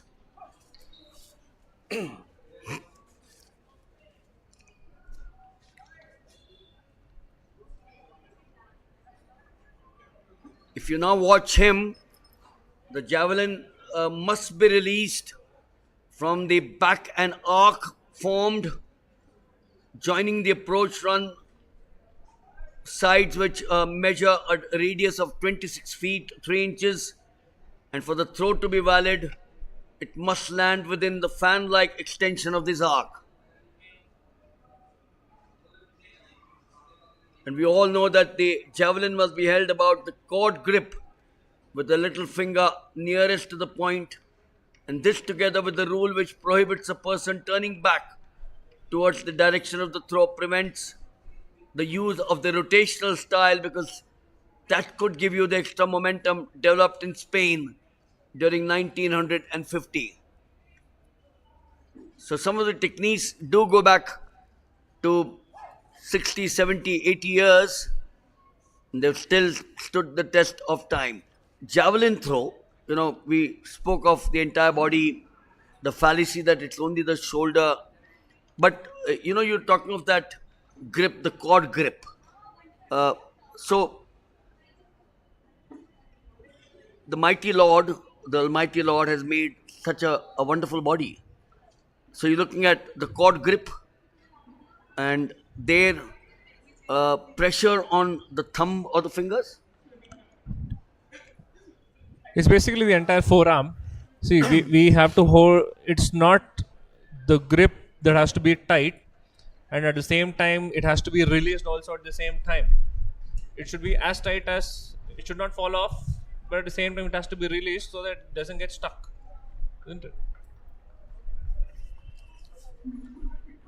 Nice action there, wonderful action. 70. Yes, should be close to 70.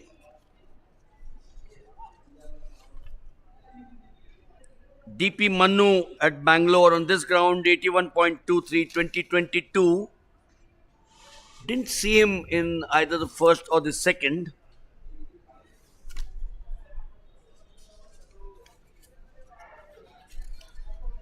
But yes, today these javelin throwers are all throwing the javelin in the 70 plus or the 75 plus mark, and all that as a result of the motivation that they continue to get from Neeraj Chopra, Olympian, world champion.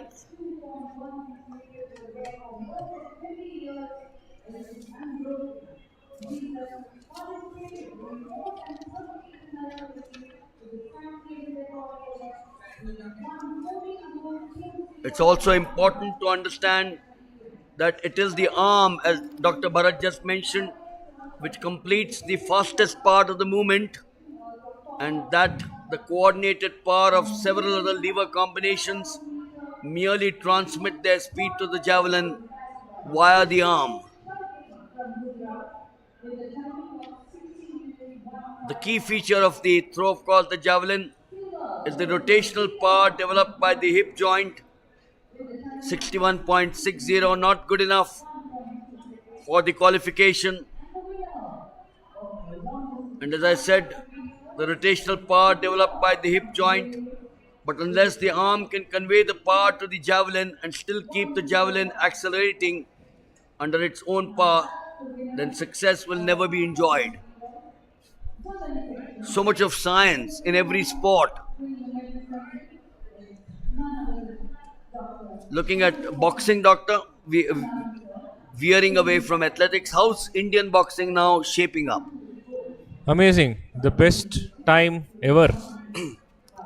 But what came as a surprise was Nikat Zarin's bronze this time. I would have expected a gold from her, and then that is how raging she is. But it just came as a surprise that she had to lose out to bronze.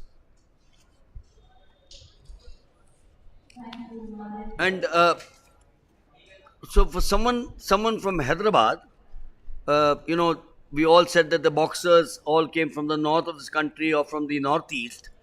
Dinko Singh, sadly the late Dinko Singh, and so that's broken again with her doing well from Hyderabad. Yeah, so she is more of a technical boxer, so she has a mind of her own. Okay, so I would say, to be honest, coaching only adds to only 10% of what she does. She is someone who improvises then and there. Okay, if the strategy of the opponent changes, she changes her strategy as well. So it's never about the power. I mean, if you look at her history, there may or may not be any knockouts. Question, because we've had legends in sports, in athletics particularly, because we are here talking of athletics. So would a Jesse Owens today survived? Would he have been better if he had got all the likes of Dr. Bharat and support staff? Would he have been a better athlete? Would he have performed better? I'm sure he would have, because what science has definitely evolved for better, and I'm sure what we have today they had it much earlier. That's an interesting discussion, because even if you go back to the ancient times, there was so much of science. It's only that today, because of the media, because of television, electronic media, because communication, social media, the use of the Google, Wikipedia makes us all aware of science and the use of it in sports. I'm talking about particularly sports. I'm sure it existed in ancient Olympic Games in some form or the other. Yes. So they had the equivalent of a Dr. Bharat even in 386 BC in Olympia. So the first athlete that we remember is the Milo. That's right. So the progressive overload concept was used by Milo. I mean, he used to train with a cow, which was a calf, right? And then as he grew stronger, and then the calf became bigger, so it happened. So that is the first use of principle of sports science way back. So it's just that a lot of things have been forgotten or disregarded or ignored or not being funded, so that it had to die. So I remember my course was started in the year 1985, the year I was born, at NIS Patiala. Even today, the course still remains the same, and then there has been no growth. Assuming the amount of sports that is happening in the country today, so it should have been ideally been much better, and then the growth is not on par with the growth of sports science and sports medicine is not on par with the growth of sports today. So is that something which is a cause for concern? How do we address it?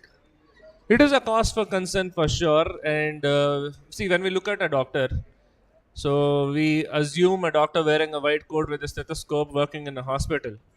So you wouldn't see a doctor who's in a track pant, okay, sitting here commenting and talking about sports science with you.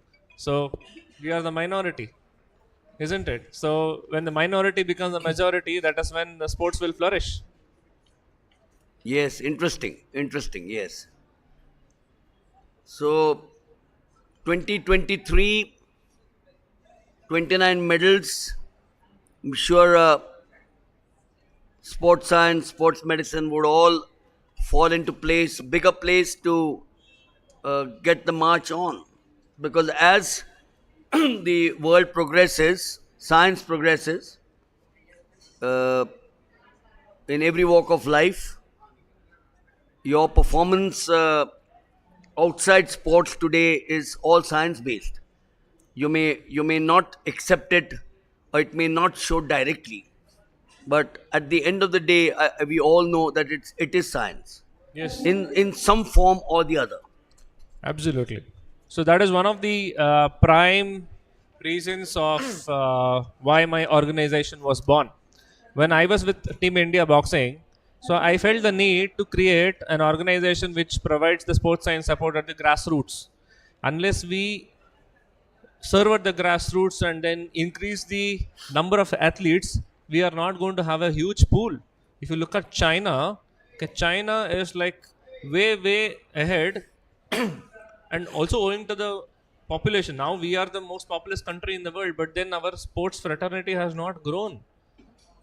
There must be 10 Nikat Zarins competing with each other for that one particular spot. Which is why I said you need 10 Neeraj Chopras. Yes.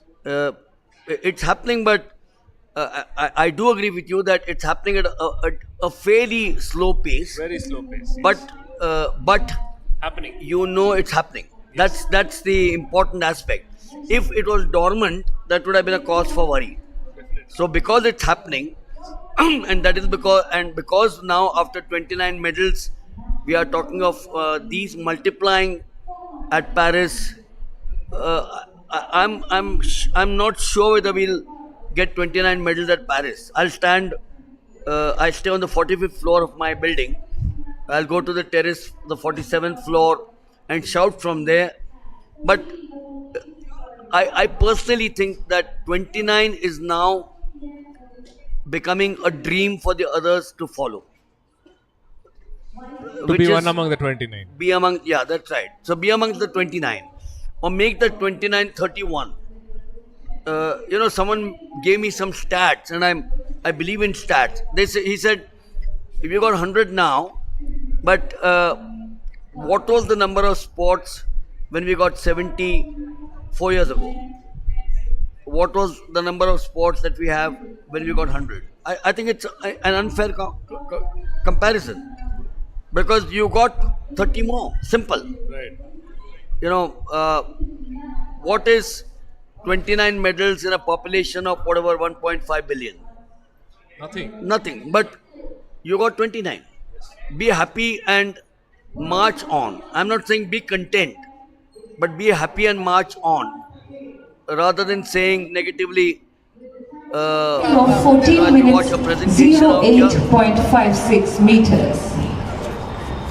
Happy That's winners. Sachin They Lal like- from SSCB. they like Silver this, medal is photograph backed your by daughter. Gaurav Their Mathur house, of going SSCB with the timing of Pride of 14 being minutes, a winner. 08.54 seconds. And the winner So, in 5,000 meter don't be men content, is Murli in any Gavit walk of from life. Sports is Gujarat not an with the exception. timing of 14 minutes, Dream for that 29 to 08.49 become seconds. a double, and from there on look at aspirations to become These are the good winners sporting of 5,000 meters. And the emphasis again Men. is play clean. Play clean. Congratulations And to one all of the things, medal winners. Thank you, Anavi that I sir. should Thank you, recognize Shindle culture. sir. India does not have a culture of sports. Right? We've seen families going out for dinners. We've seen families going out for picnics. How many families go out to actually play? Very little. Very true. Very true. So when we don't have the culture of physical activity ingrained, and then if you look at the sports curriculum, I mean the school curriculum, there is one PT period in 1 week, while at least there should be one PT period in 1 day. I saw a Saturday morning and a Sunday morning in the United States, in Michigan, where I was, where on a Saturday and a Sunday morning, if they hadn't gone on an outing somewhere, you had the father, the mother, and the two children all cycling together. The children were not cycling with their friends. They would cycle with their friends the 5 days of the week. Yes. But on a Saturday and the Sunday, the parents would take the children out for cycling. Yes. The parents would take the children out to swimming. They would they say it's expensive. It's not expensive. They would take them out for sailing or boating in Lake Michigan. So yes, that sport culture needs to be built, needless to say. Important point, it's happening. That's important. The 400 meters hurdles now for men. The national record, A. Dharun Patiala, 48.80. The meet record, MP Jabir Ranchi, 49.41.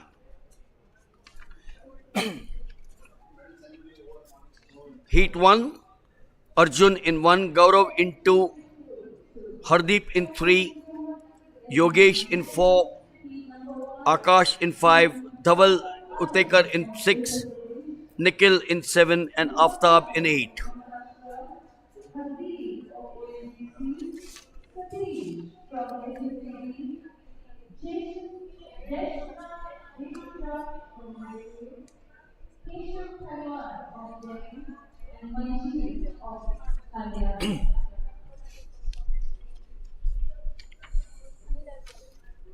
Take your leave for something. Yeah.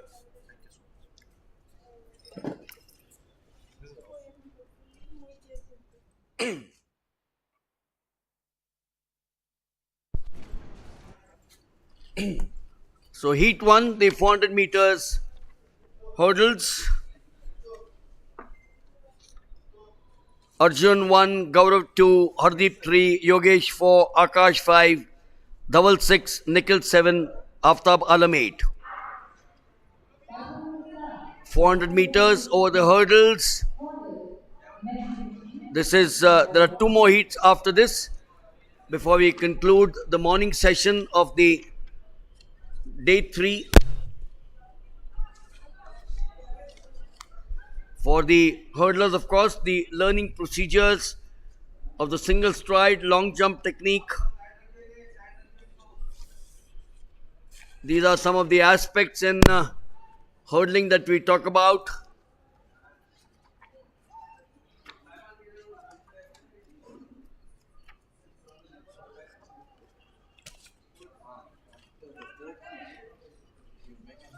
We're looking at lane 7 there, strong.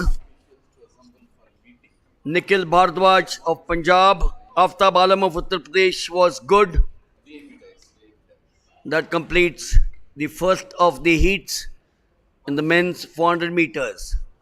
It is Aftab Alam of Uttar Pradesh, 51.64. Dhaval Uttekar of SSCB, 52.16. And Nikhil Bhardwaj of Punjab, 52.31.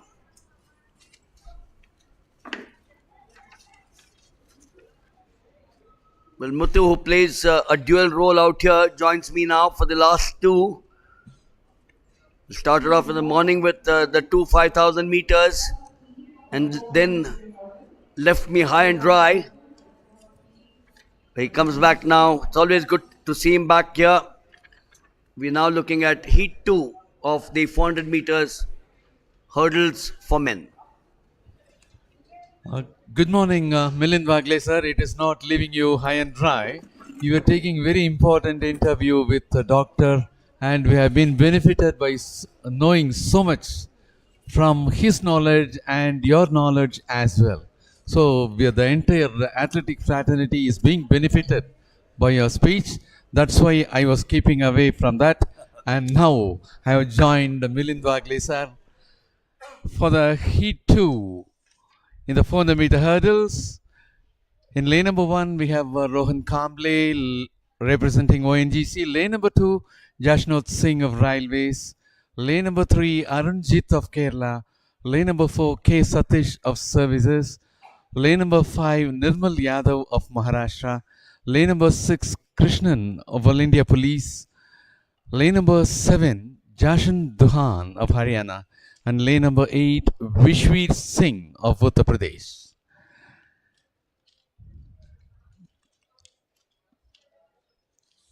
And that's going to be the second one for 400 meter hurdles.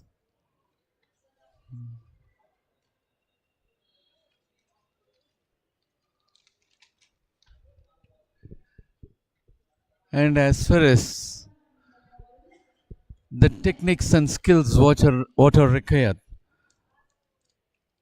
in hurdle event is, the start of the race should be attacked with a push for the first 4 to 5 strides that one would see in normal sprint acceleration.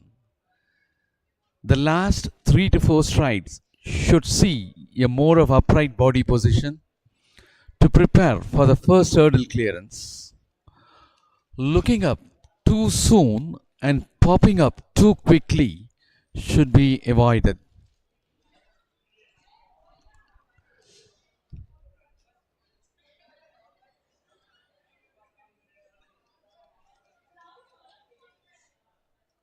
And as far as the steps between hurdles, depending on the height and strength of the athlete, men work toward a stride pattern of 13 to 15 steps between each hurdle, and women work toward a stride pattern of 15 to 17.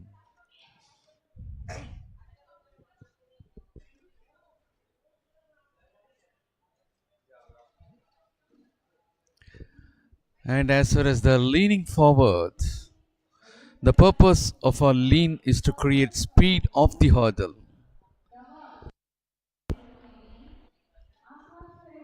And as far as the national record of 400 meter hurdles is concerned, it is in the name of A. Darun with 48.80 seconds created in 2019, while the meet record is with MP Jabir at 49.41 seconds created in 2019.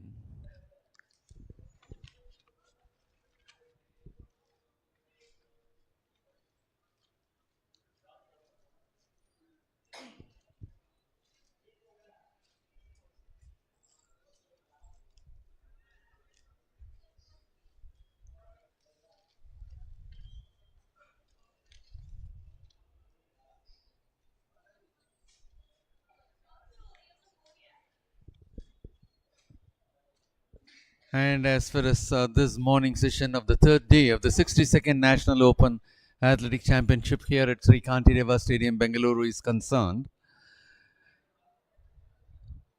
2 more heats to go for the 400 meter hurdles in the men's section, and the other events happening around. Still, the high jump is in progress. High jump for women heptathlon athletes.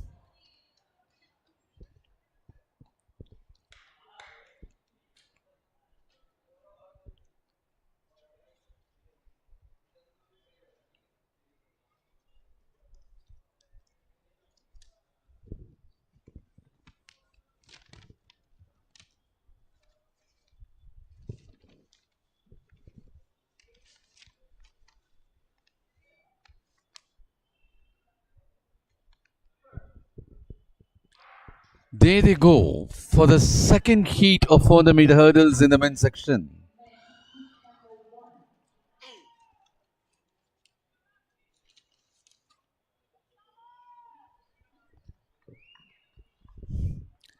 And there you could see from outside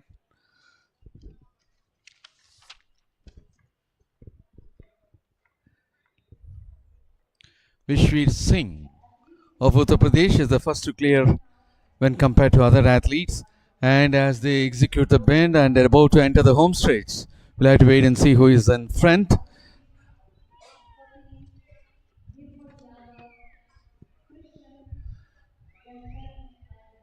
And of course, Jashnot Singh, Rohan Kambli of ONGC is also ahead, and it was between Arunjit of Kerala and K. Satish of Sports Services. K. Satish of Services finishing on top with 51.57 seconds, while Rohan Kambli of ONGC finishing for the second with 51.88 seconds.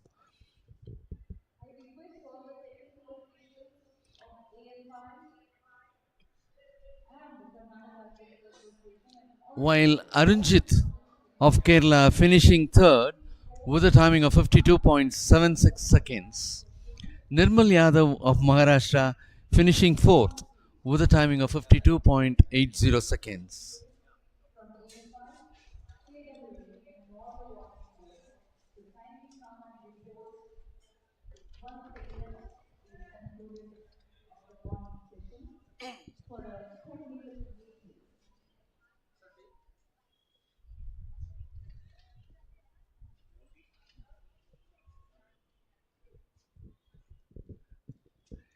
And that is K. Satish finishing on top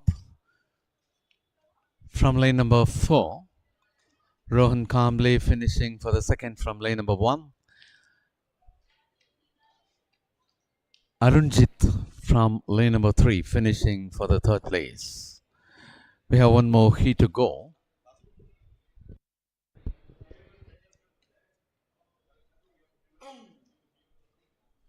The high jump for heptathletes is still in progress. That is the only event which is happening around. And we have one more heat to go as far as the 400 hurdles in the men's section is concerned. And at this juncture, we would like to keep you reminded of the afternoon schedule. Our afternoon schedule starts right at 2:30 p.m. with a final of hammer throw for men. At 2:40, the final of pole vault for women. At 3:10, the final of long jump for men. At 3:15, heptathlon athletes will be taking up the shot put. At 3:30, the semi-final of 400 meter hurdles for men. At 4 p.m., 200 meters semi-final for women competitors at 4 p.m. High jump final for men. At 4:05, shot put final for men. At 4:10, it will be 200 meters semi-final for men. At 4:20, discus throw for women, which will be final. 4:25, 200 meters, which will be the fourth event for the heptathletes. At 4:30, it will be triple jump for women, which will be final. At 4:50, it will be 4 times 100 meters relay final of women. And as the last event today, it will be 4 times 100 meters relay men final. Is as we are about to take up the third heat of 400 meter hurdles in the men's section. It is Keshav Tanwar of Delhi in lane number 2, Manjeet of Haryana in lane number 3, Vijay Malik of Services in lane number 4, Amarnath Dukhwara of Railways in lane number 5, M. Balaji of Police in lane number 6, Maniganda of Tamil Nadu in lane number 7, and Bhupender of Chandigarh in lane number 8. There they go. That was the start of the third heat of 400 meter hurdles in the men's section.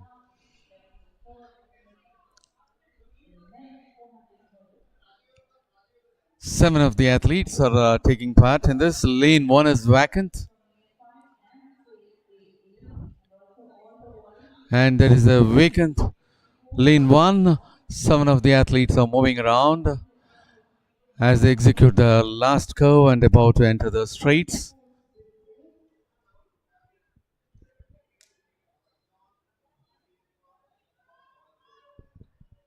And there we could see Vijay Malik of Services, who is putting himself in front. And that is Vijay Malik of Services to finish on top.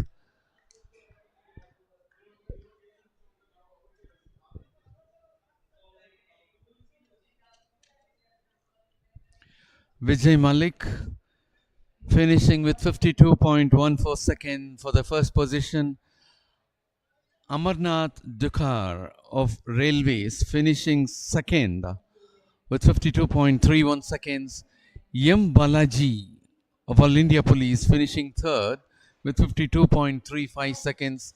Keshav Tanwar of Delhi finishing for the fourth place with 52.47 seconds. The previous one happens to be the faster one, as K. Satish of Services clocked a timing of 51.57, and Rohan Kamble of ONGC finished second with 51.88 seconds, is coming up with 52.14 seconds.